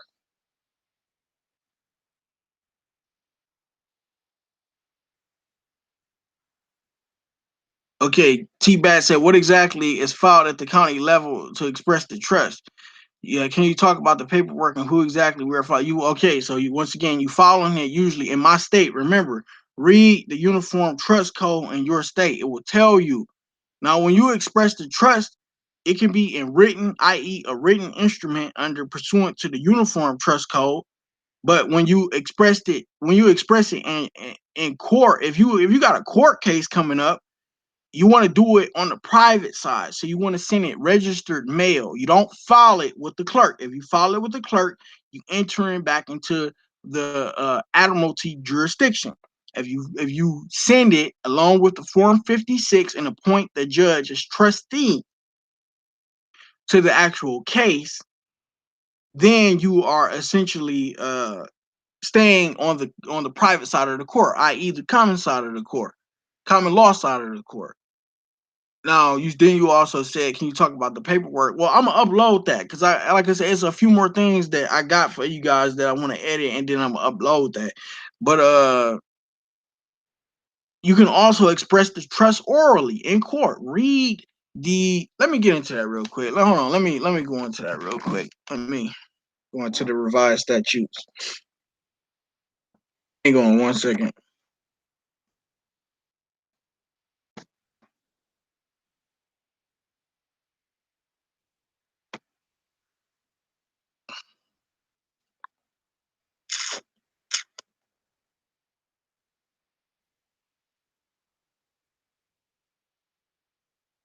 Oh my God, yeah. See, Title 14 covers so much: rules of construction, the scope and the jurisdictions of the courts, the territorial applications, the subject matter jurisdiction, venue, the practices in courts, records and certified copies, jury trials, the registrar's powers, the oath or affirmations of the filed documents, the standard and proof of burden of persuasion, which nobody never uses, the representation of the holder and the general power of appointment, representations of fiduciaries as well as the parents, if necessary, representations of persons having substantially identical interests. Now, what are they taking interest in? They taking interest in your trust. You know, your Sesticave trust. Remember, that's where they basically getting the funds to pay for these charges. Every time they charge, see, like, listen to what you just said. Every time they, like, when people say, oh, such and such got charged with what? Okay, so if he got charged with something, where the fuck is the bill at? Listen to that. How many times we always say such a, or we used to, or we all say, damn, such and such got charged with, 17 counts of this or 17 counts of that. Each one of those statutory offenses is a bill. The indictment itself is a bill. With a drawer and a maker being the state, or the foreman rather. Okay, when you said when sending it registered mail, how are we looking for the judge to respond? Well, the judge, man, usually I'm gonna tell you something right now. You gotta go back and rewatch that video. Last week I covered that. The judge, you asked the same question, the judge, and that's fine, but the judge basically ain't, man, listen, you attached that form 56 with the written instrument and you sent it registered restricted signature mail, and you restrict the signature specifically to the judge. They, man, 10 times out of 10, man, they automatically gonna assume. Now, not all of them, because they'll call your bluff. They listen to shit like motherfuckers like me on the net too. They listen just as well as you listen, so they equip themselves on okay, what to look out for. But I'm gonna tell you something right now. If you, because remember they paid actors, but if you stick to it, they ain't really gonna want to play around with you because you know a little bit too much for their liking. And they don't know which angle. Remember, this shit chess. You want to keep them. You never show your full hand. You never show your full hand. Now that might sound like a contradictory statement. That I'm talking about you never show your full hand as it relates to them. If you going up against the so-called the machine, the so-called the system, you don't do that to the people though. If the people are coming to you and asking you for general help, you just say I don't know if you don't truly know. But what I'm saying, uh, is it's like usually, man, the judge ain't even really gonna fuck around with you. They gonna pull the prosecution in the back room. That's when all of the backroom tactics take place in the judge's chambers and quarters. They ain't want to fuck around with you, man, because you a little bit too dangerous. They don't know what angle you coming from. They don't know whether or not you really go inform the IRS that it is a case taking place and that they are not a qualified here under 2032 subsection E11 under Title 26. They don't know that you're going to use the Form 8300. They don't know that you're going to use the 3949A. They don't know that you're going to file for, basically, you're going to bond the case. I'll bond the case. Somebody's going to pay. They don't know what angle you coming from. They don't know that you know what I'm saying. You will spend $500 on a $200 case just to let them know if you fuck with me, it's going. You know what I'm saying. You own one. Somebody's going to pay, and it's not going to be me. So that's what I mean when I say you want to keep them, on uneven keels. But you said it seems unlikely for the judge to actually assume fiduciary responsibility as trustee, so that we usually win by acquiescence, administrative process, and default. Right, 48 layers of partner. Sure. Exactly. So yeah, you answering your own question. Like I said, man, if you do an administrative process, everything that these people are doing to the people got to do it to them. They send you 2 or 3 notices. Now they might not word it the same way how we word it, but every time let's play around with that.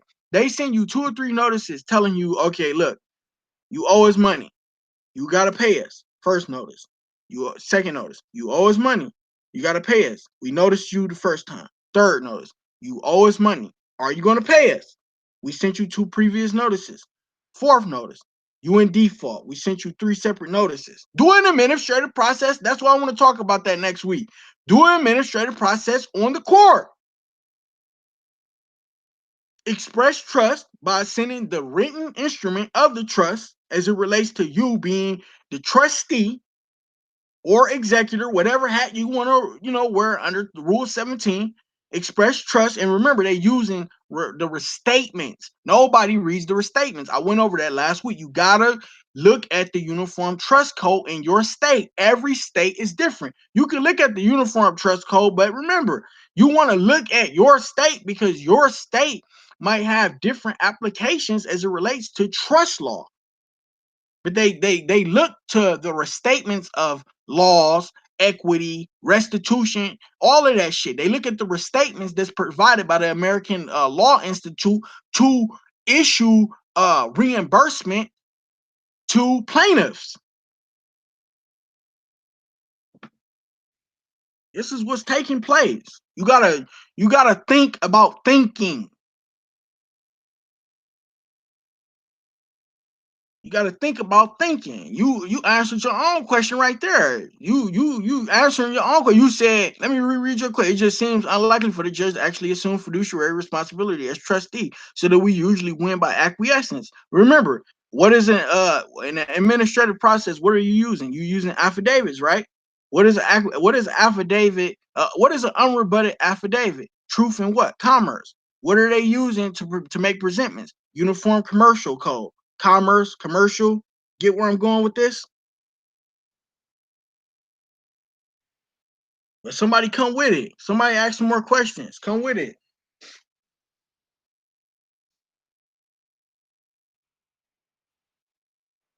Hold them in trust, or yeah, you hold them in trust by using the Uniform Commercial Code. Make them a presentment. And if they do show they authority to make the presentment, which they usually do have some type of statutory authority, do a conditional acceptance.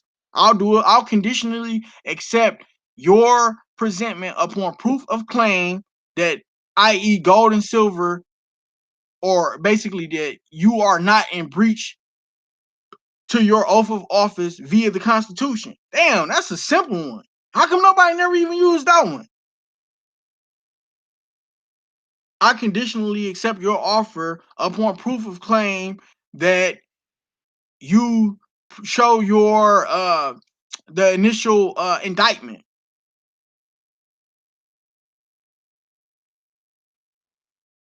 This is, yeah, man. We gotta, yeah, it's all commercial. But like I say, it's a little bit, it's tricky. Don't get me wrong. I'm not gonna say that it's like it's all gonna come roses, because it ain't all gonna come roses. But that's why when I opened up, I talked a little bit about how the people, this requires you to live your life in shape. Like after I get off here, I'm going to the gym. Like, you know what I mean? You got to be in shape because you have to be able to, I'm in sleep and stuff like that is important. But you got to be healthy. You got to have a healthy mind. You got to have a somewhat healthy body.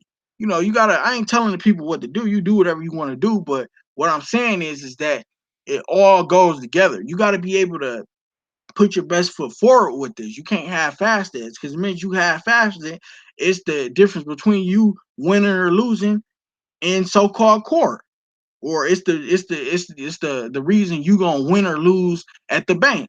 That's what the court is. The courts is the banks. In all of these county level courts that I see people being held in dishonor and default in are formed by charters. How about you put the county on notice that you will choose to remain in how about putting the county attorney on notice that you are not subject to the county's charter?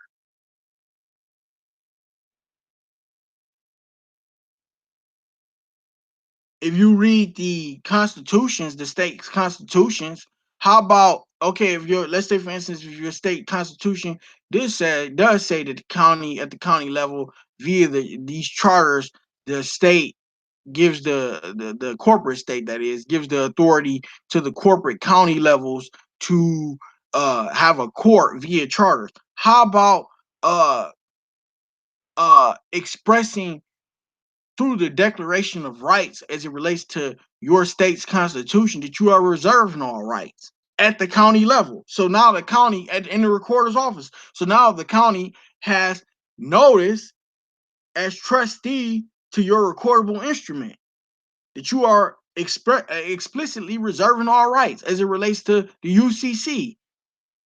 But you won't know this stuff unless you go into your state statutes. All of the states have a underneath the government code or the revised statutes, they have a section that's exclusively reserved for the Uniform Commercial Code.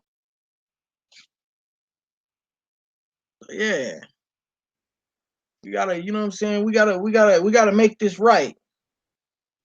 But somebody come with it. I mean,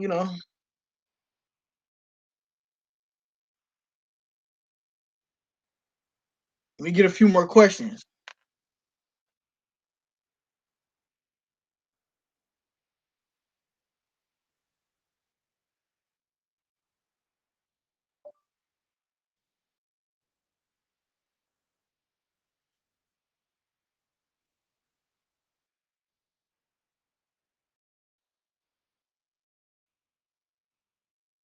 Exactly. AS said so. Each presentment I get is a tax bill that they don't want to pay. Well, why would they pay it if they know you're gonna pay it? If they know that they can go through your Social Security trust account, get the money, and then make your ass liable for the taxes from withdrawing the money.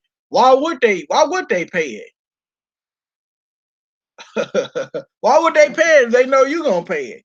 Every bill is a tax bill. I don't care what it is. It's a tax bill because there's no money. It's all bankrupt. It's debt instruments. Debt instruments. T-Bat said, when you mention the Constitution, how can we argue that within conditional acceptance? My understanding is conditional acceptance is commercial. So is that not two different jurisdictions? Look, if you not a party to the Constitution, but they are, because they have what? An oath of office to uphold. Listen, once again, how are you a party to anything you don't sign pertaining to the Uniform Commercial Code? Remember when I told you under 4 dash, what is that? Let me go back into that real quick. But it's good that you asking it so I can break this shit down. Now your person, might be able, as long as the state uh agrees that the person, which is the citizen, was somehow harmed, or has a constitutional claim as it relates to your person being a United States citizen. That's a party to the Constitution, but you ain't a party to the Constitution. Contrary, I'm talking about the United States Constitution. They took an oath. Show me where you took an oath to uphold and stand for the Constitution.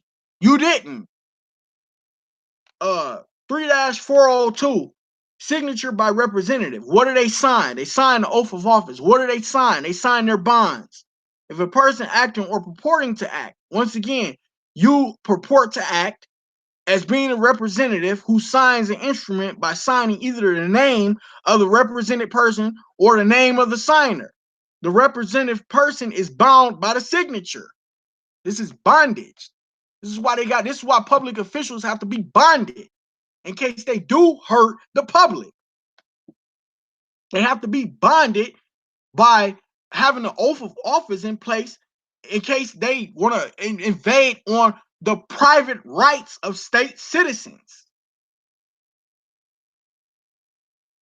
Kizzy Davis said, how long should we study before going to court? Why do you want to go to court? I mean, I don't, a court is a bank. You go to a court, you go to collect, you go to withdraw or deposit. So, I mean, why do you want to go to the bank? I mean, that's just straight up. Like, I mean, if somebody then done you on wrong to you, handle that. You supposed to all of this stuff. Everybody that want to go to court and file all this paperwork, y'all messing up because you want to handle things at the You have to exhaust administrative level remedies first. That's why I keep telling everybody, go read the state statutes first, because all of the departments, if somebody in the Secretary of State office is bothering me, or somebody in at the county level is bothering me, go read the administrative code which regulates these respective agencies as it relates to the state. Wave Search said, okay, what about them creating two identities of you and getting rid of your hospital records and two different birth certificates? Do you think there are two social security? Yeah. I haven't been able to find proof of it. I heard that call, Angela Starks did a call. I want to say, man, this was about like 4 or 5 years ago. And it's been since deleted. And something is going on, like even in, I want to say, my so-called sector, something is going on because don't get me wrong, man. I'll watch as much shit as I talk about, you know what I'm saying? Like, I ain't saying I'm exposing nobody, but what I'm saying is, as much as I watch the public corruption and public officials and government officials and stuff like that, I watch the people in my so-called sector of YouTube too. And something is going on. It's an internal strife that's kind of going on. It's a power struggle that's kind of going on in my sector right now as well, as it relates to a lot of people that host calls and they talk about these topics on a private forum. And I'm gonna just say that some of the information that was put out a few years back all of a sudden can't be found. Now either that's the government, which it could very well be, that have deleted and removed a lot of stuff, or it's somebody who really then sold that information and don't really want that information to get back out.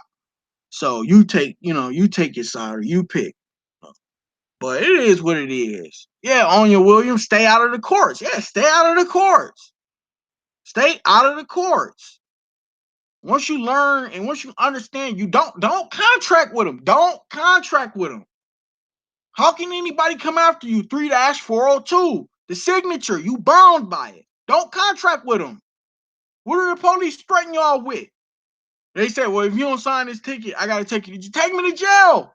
But you're gonna take me and you're gonna take me in front of the magistrate, which wanna change or I'm sorry, not change, trade the recognizant bond as soon as I sign it. But if I didn't sign it, what do they got? 72 hours to release my ass. Come on, man. Come on, y'all know better than this. I ain't coming at you, Kizzy. I'm just saying, I using that. It's like, see, that's what I mean when I say, like, I love these questions though, because we be tearing it apart, And Anya made a good point. Stay out of the courts. Stay out of the courts. You use the courts if on a first. Okay, let's play around with this. First, I try to handle it, between myself and whoever the opposing party is. I want to handle it between them. And then if I can't handle it between them and I feel as if, okay, look, this ain't really going nowhere, I have exhausted all my administrative, because remember I told you guys, go read the administrative code as it relates to whoever it is that you're having issues with, because that's going to show you, if you read the administrative codes, it's going to show you how to get remedy. Now, what are remedies? Remedies are rights under the Uniform Commercial Code, 1-102. Don't hold me to that. I believe that's 1-102. But remedies are rights. So if you don't understand your remedies, you don't understand rights. But the only way you're going to find remedies is by reading the administrative codes. So if I got an issue with an opposing party and I feel as if I've exhausted all my administrative level remedies, then I would consider going into a court. You're not going to a court just to go into a court. Yeah, Kizzy, you know what I'm saying? I seen the email, but you didn't. I mean, you got to give more. I mean, I'm not trying to be all in your personal business, but you got to give more detail in regards to what the issue was. The issue, in fact, you gotta understand. And then don't get me wrong, man. I mean, you got to get with me in the private, man, because we're gonna have to talk in the private. I don't want to put that out over the internet, man, because it's not just, what I'm saying, me and you in the chat room. You know what I mean? If we was on like a hangout or something like that, then we could talk freely. But I don't really want to talk about that because you had some stuff going on with that. So you know. But we got like 30 more minutes, everybody, and I'm gonna go ahead and wrap this up. So come with some more questions. Anything you guys want to add?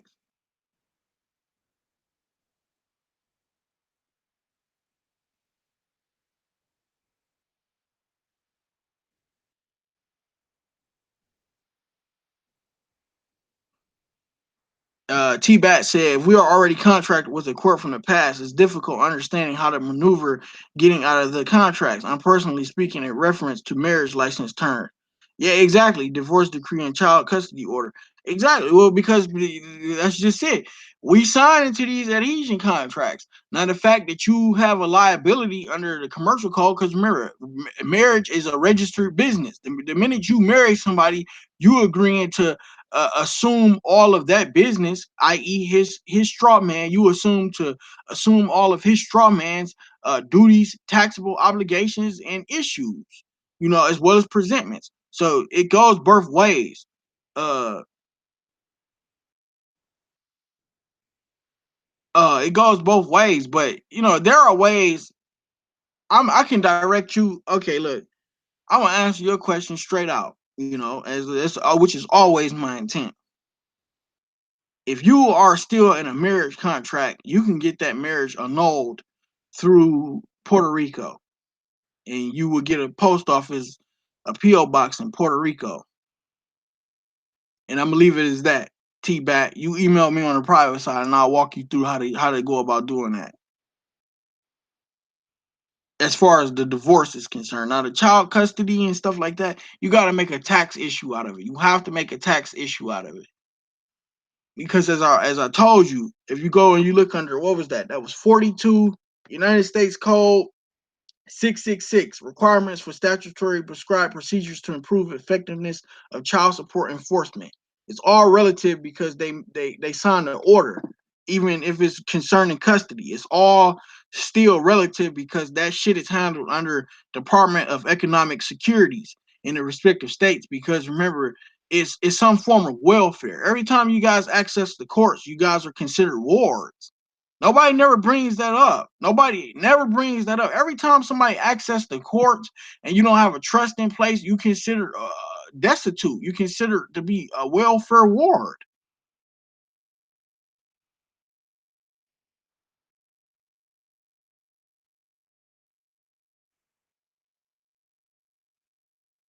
Uh, you can't handle the truth. What do you think about AAA driving permit? Should we get rid of our driver's license? No, I never said that. And the reason why I never said get rid of the actual driver's license is because you might need it. If you are being paid to drive commercially, you need the driver's license. You can't just go cancel the goddamn driver's license contract, and you need that, and you need the driver's license, because if you get fired, I don't want people coming back and saying, "Hey, DreChilly got me fired because I canceled the driver's license, and now, you know what I'm saying, even though I'm in a traveling capacity, I can't earn a living. I can't feed myself." You good, Geo Polish. You ain't, you can, even if you came in late, it's all good. You can go back and listen to the stream. But I got like 30 more minutes, man. So you can go ahead and ask some questions if you got some. Rom G said, why don't we all stop doing business in our own name? Why don't we all stop doing business in our own name? Let's strive for privacy. Exactly. Nobody want to be in the private. Like, because everybody wants something. And that's what I mean when I say, like, when I said that last week, this one woman sent me an email kind of talking shit. You talked about, everybody's basically a welfare recipient. Well, yeah, everybody is, because every time you vote in an election, you are voting on behalf of a governor or a public official, and these public officials are always doing what? Requesting federal funding for this, federal funding for that. Well, the people need stuff. Okay, well, yeah, the people need stuff, but how about what Rome G just said? Staying in the private, and the respective citizens of their states do for each other. Nobody wants that, though, because don't nobody want. And then this is why the national debt is so high. This is the main reason why the national debt is high, because everybody requests federal funding. So it is a big ass welfare state, whether you so-called got FRNs, more FRNs than the average person walking around in your pocket, or you don't. Uh,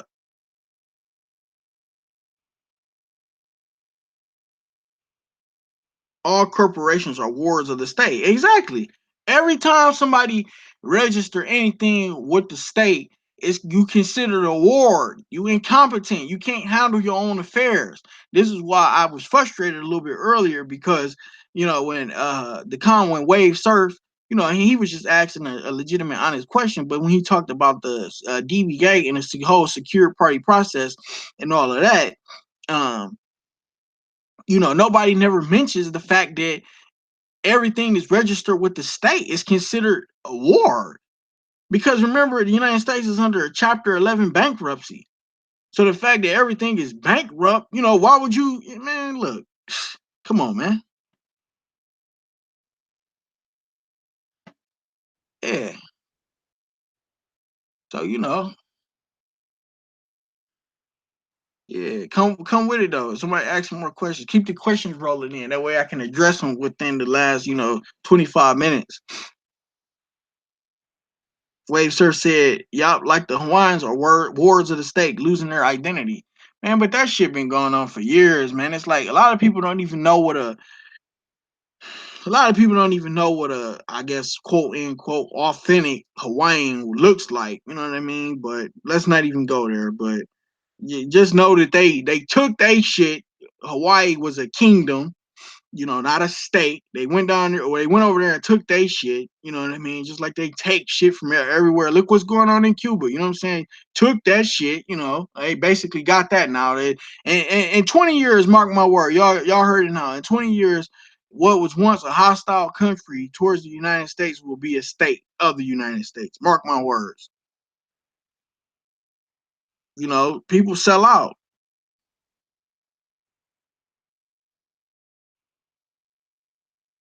Man, look, Kizzy, you said, can there's can there be remedy still if the certificate of live birth is not authenticated? Man, look, that's talking about like what I was. You got to go back and you got to watch this, man, because once again, everybody want to do stuff that you got to understand what it is. How you authenticating something? You don't have the original copy. The original copy is you get a certified copy, but you can never authenticate it because how you gonna authenticate a certified copy of something?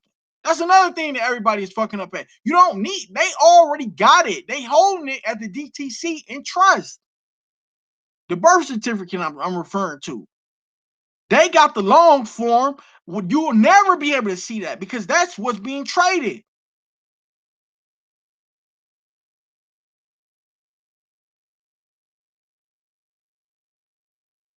All copper colored people everywhere. Exactly, Rome G. You know what I'm saying? But that is what it is. You know what I'm saying? They that's what they do.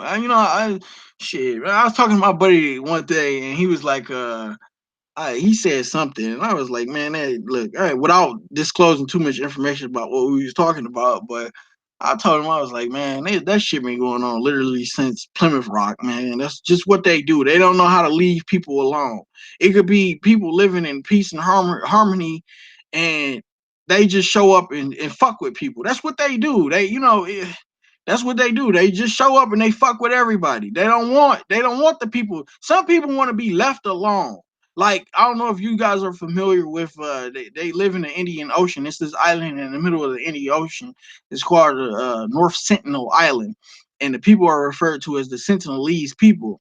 And since the Indian Ocean earthquake of not I said earthquake tsunami of 2004, they have finally, the Indian government put a buffer zone in between these people because these people are the country of India basically said, how can we be so hypocritical to the point that we say that these people deserve self-determination and respect and privacy, and we continue to fuck with them?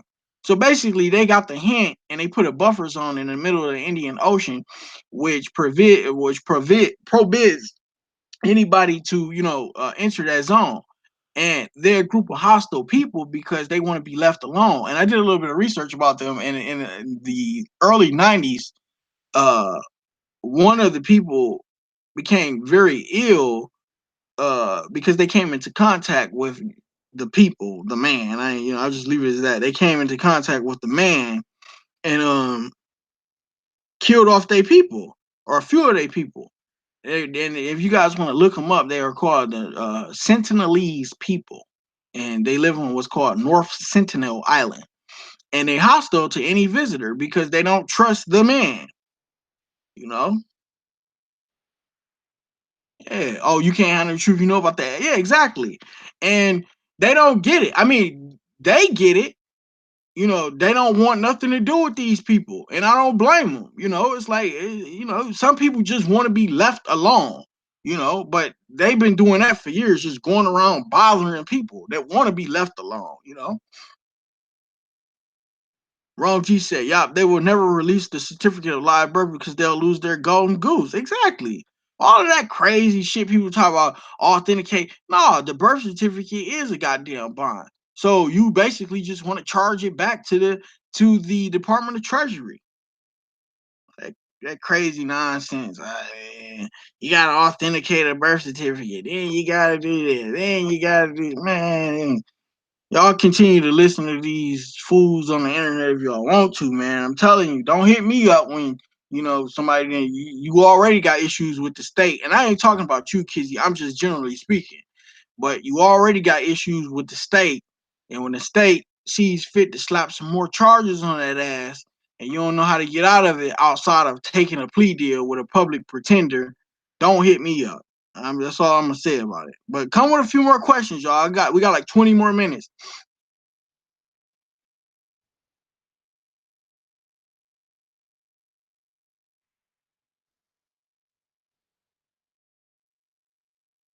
Come with it.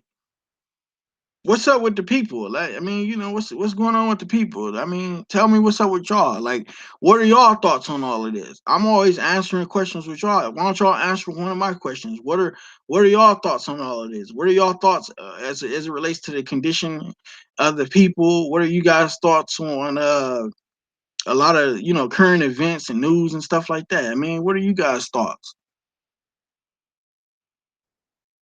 I want to hear you guys' thoughts, and I'll read them aloud, and we can go from there. I want to ask y'all some questions. That's my question to you guys. What are you guys' thoughts on all of this? What are you guys' thoughts on the Matrix? What are you guys' thoughts on secured party creditor? What are you guys' thoughts on all of this? I'm gonna wait around a little bit because I want to see some answers. You know,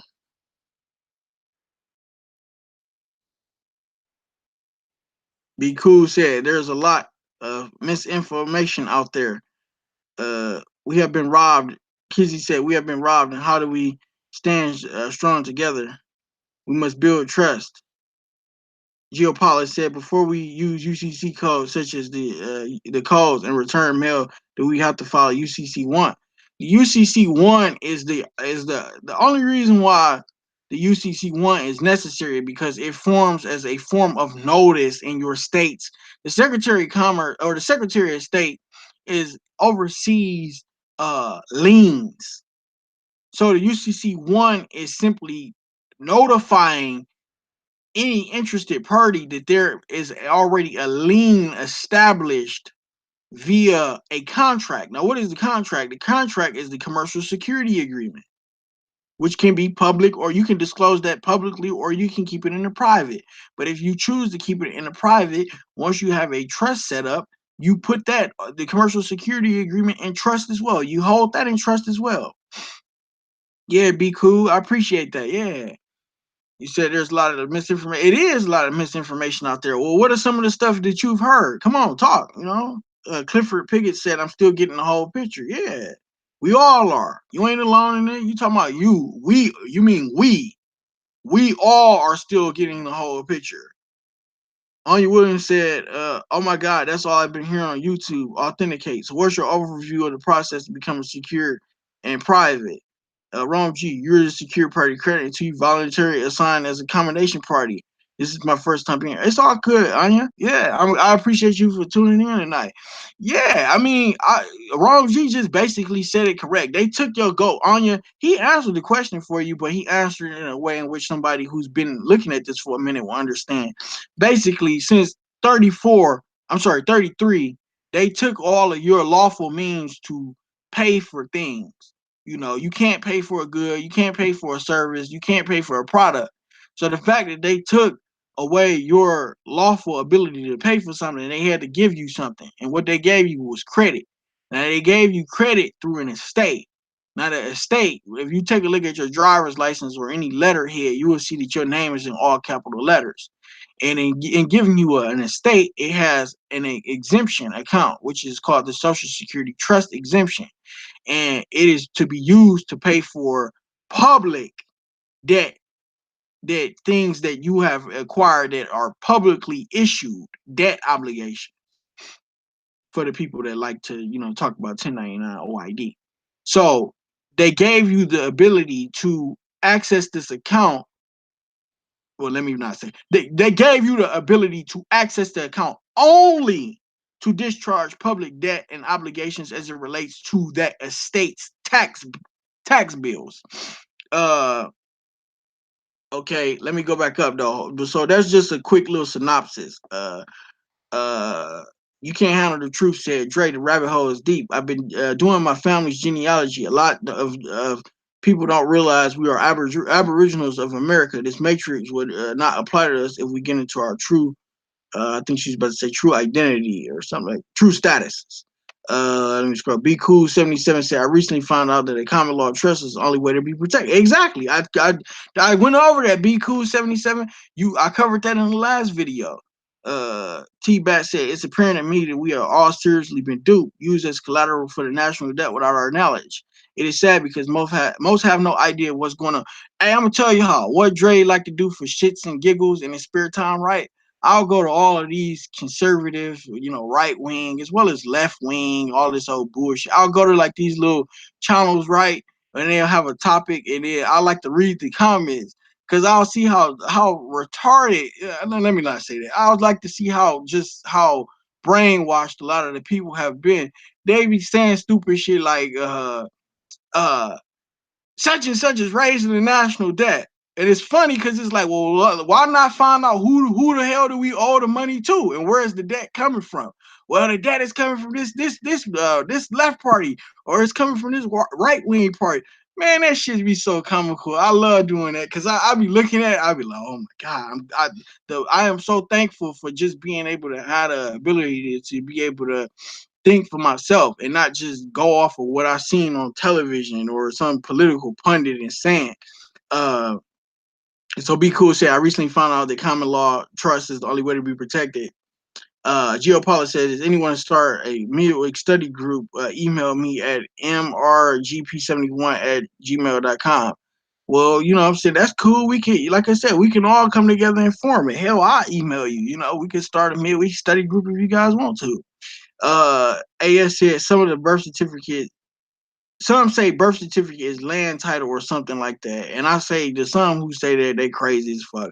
Hey, you clearly read Title 46, and it talks about the registrar as well as the vessel. It clearly what is everything that's happening in court? It's happening under, if you going in on the public side, it's happening under the law of water, law of sea, admiralty law. Certificate is land type. Yeah, this is the crazy shit that I'm talking about, man. You guys can believe it if you want to. T-Back, most people have to be thrown into the truth after being traumatized and screwed over by the courts and public officials. Wave Surf said, does the word matrix mean civil law enforced black and uh what I do you guys need to download the etymology dictionary, and I will provide a link for you guys to be able to.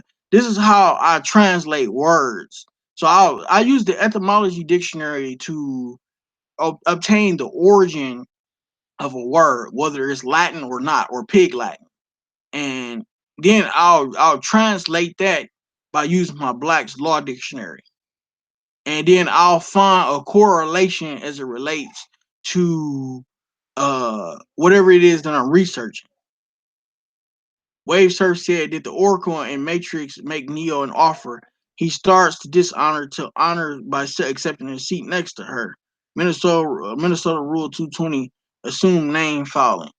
I'm gonna reserve my opinion, Be Cool 77, on the Minnesota Rule 220, but I seen both, and I have an idea of what you're talking about, and I seen both the rebuttal as well as the argument that it was bullshit. And I'm kind of like, I'm gonna reserve my opinion on that one. I don't really want to talk about that. You know what I mean? I'm gonna reserve, but I would say that I'm more inclined to agree with the rebuttal.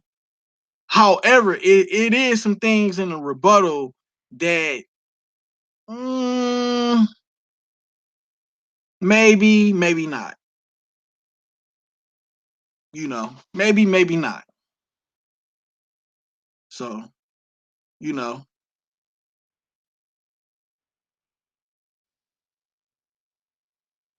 uh, what else though? Come with it.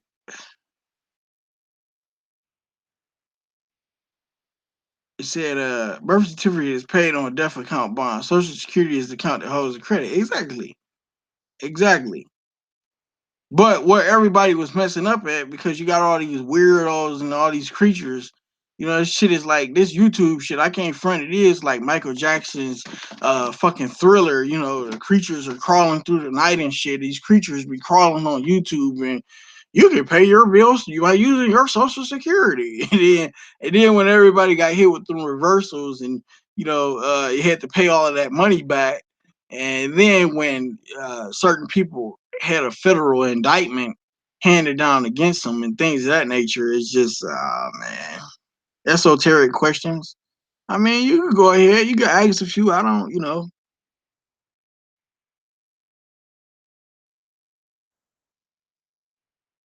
Well, be cool 77. Go ahead and go look at the expiration act of what is that? 1868.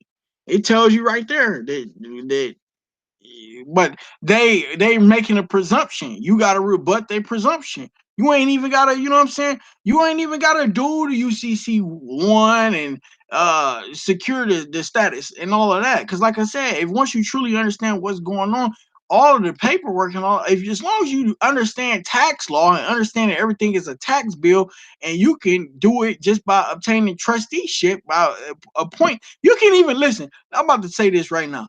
You can even appoint the IRS as trustee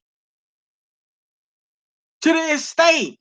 How many people ever put that out? You can appoint the IRS as trustee to the estate for your local area. If you're doing a 1040, appoint the IRS and have them settle the taxable affairs.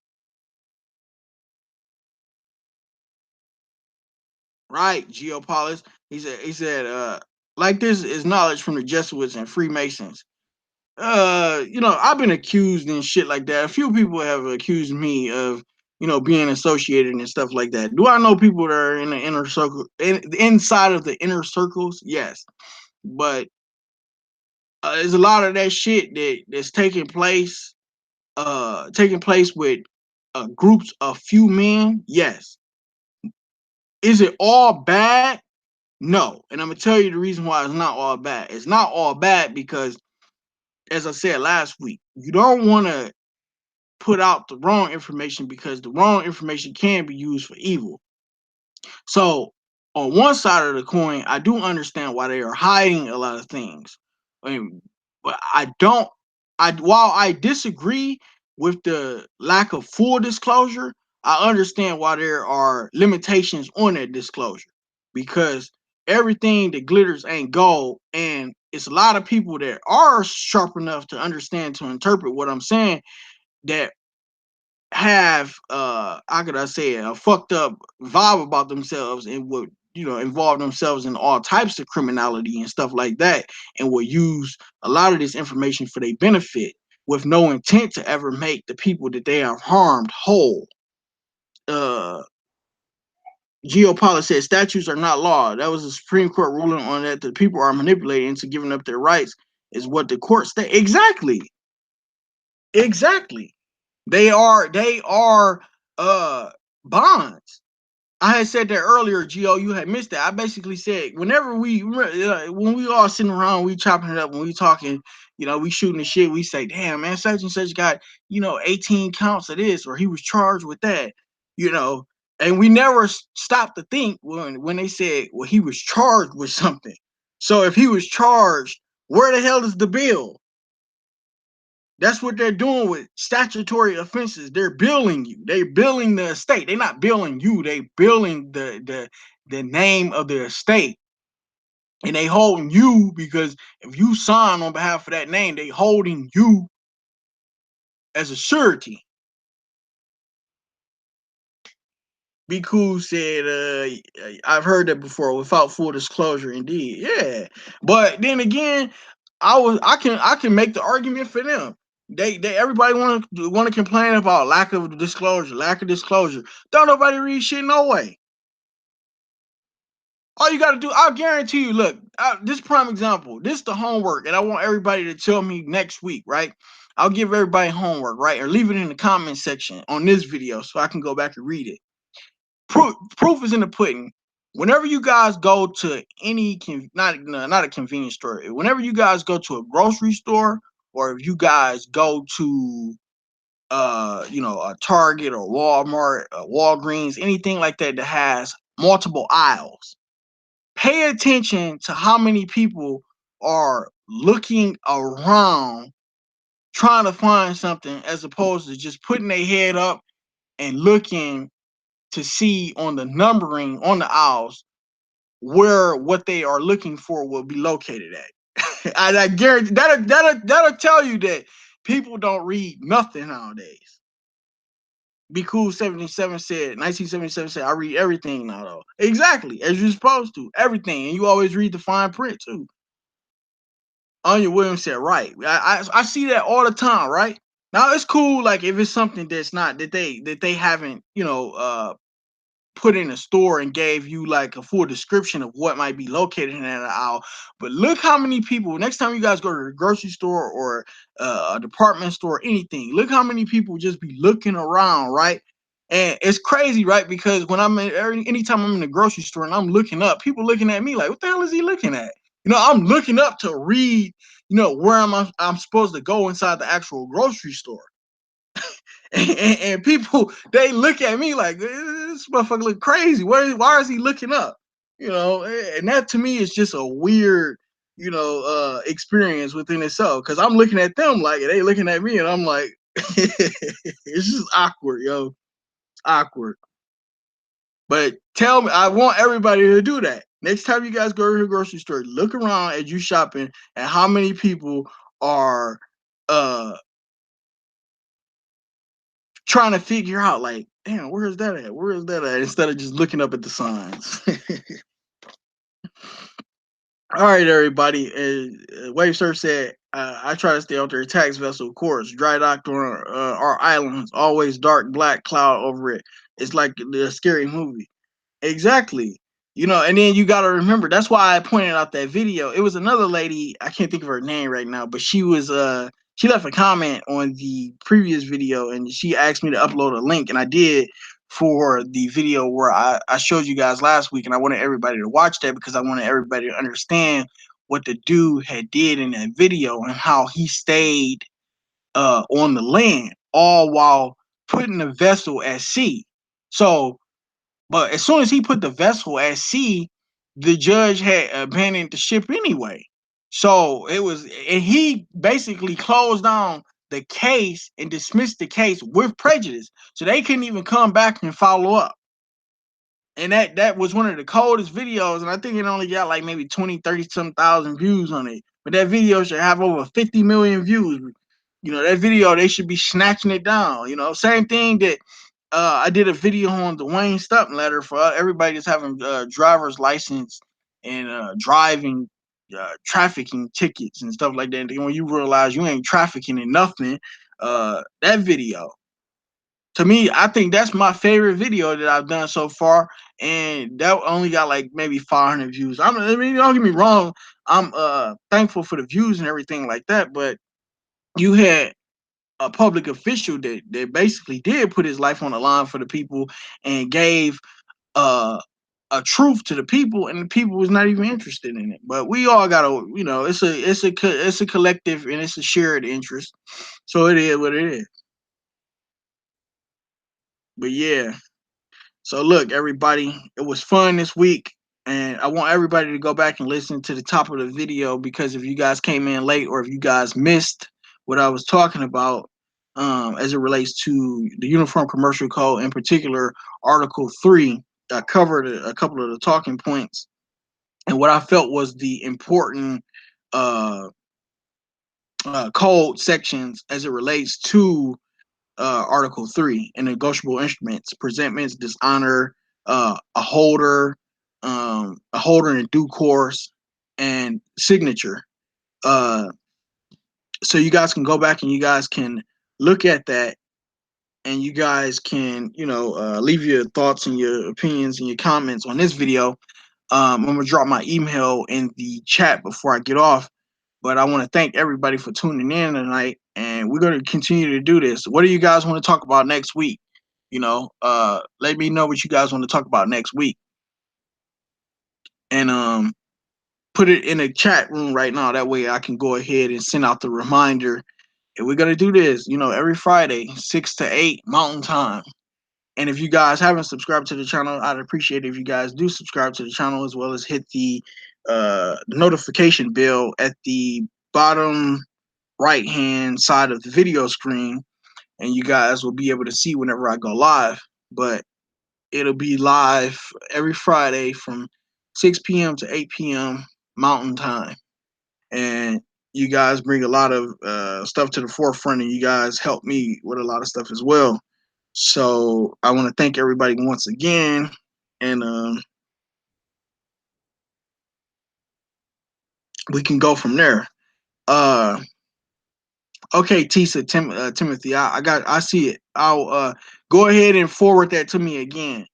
I get bombarded, so don't hold it against me, or don't, if I don't respond to it, man. I get a lot of emails. I'm not exaggerating when I say that, but I get a lot of emails because it'll be people that, will see the video afterwards, and they might not be able to watch it tonight, but they'll see it afterwards, and then they'll shoot me an email. So forgive me, I might miss it. It might be 2 or 3 emails behind somebody else's. But nonetheless, Anya Williams said, "Thank you so much for being nice to a new." No, you good, man. I swear I do get a bad rap, man. People be trying to make me out to be something that, like, yeah, I get a bad rap, but I'm cool, man. It's just if you come in trolling, or you come in, with some bullshit, it's lights, it's curtains. But other than that, as long as you keep it respectful, I ain't disrespecting you. Don't disrespect me. We good. Um, you can't handle the truth. It looked like she won the topic for next week. She said being private and returning things that keep us in contracts. So that will be the topic for next week. I told everybody to talk about what you guys wanted to talk about, and she put it up. So it said she said you can't handle the truth. One, she said being private and returning things that keep us in contracts. Okay, cool. So we'll talk about that. That'll be the topic discussion for next week's I guess little Q&A with DreChilly. So with that all being said, I'm going to end it like I always do, and I want to say power to the people, and only in the people we shall trust. This is DreChilly signing out. I will be leaving my email in the comment section. Everybody can leave their comments, thoughts, opinions in the comment section below the video, and that'll be it. Once again, everybody have a good, safe weekend. No drinking and driving, and like I said, be safe out there. DreChilly signing out. Thanks everybody for tuning in. Have a good night.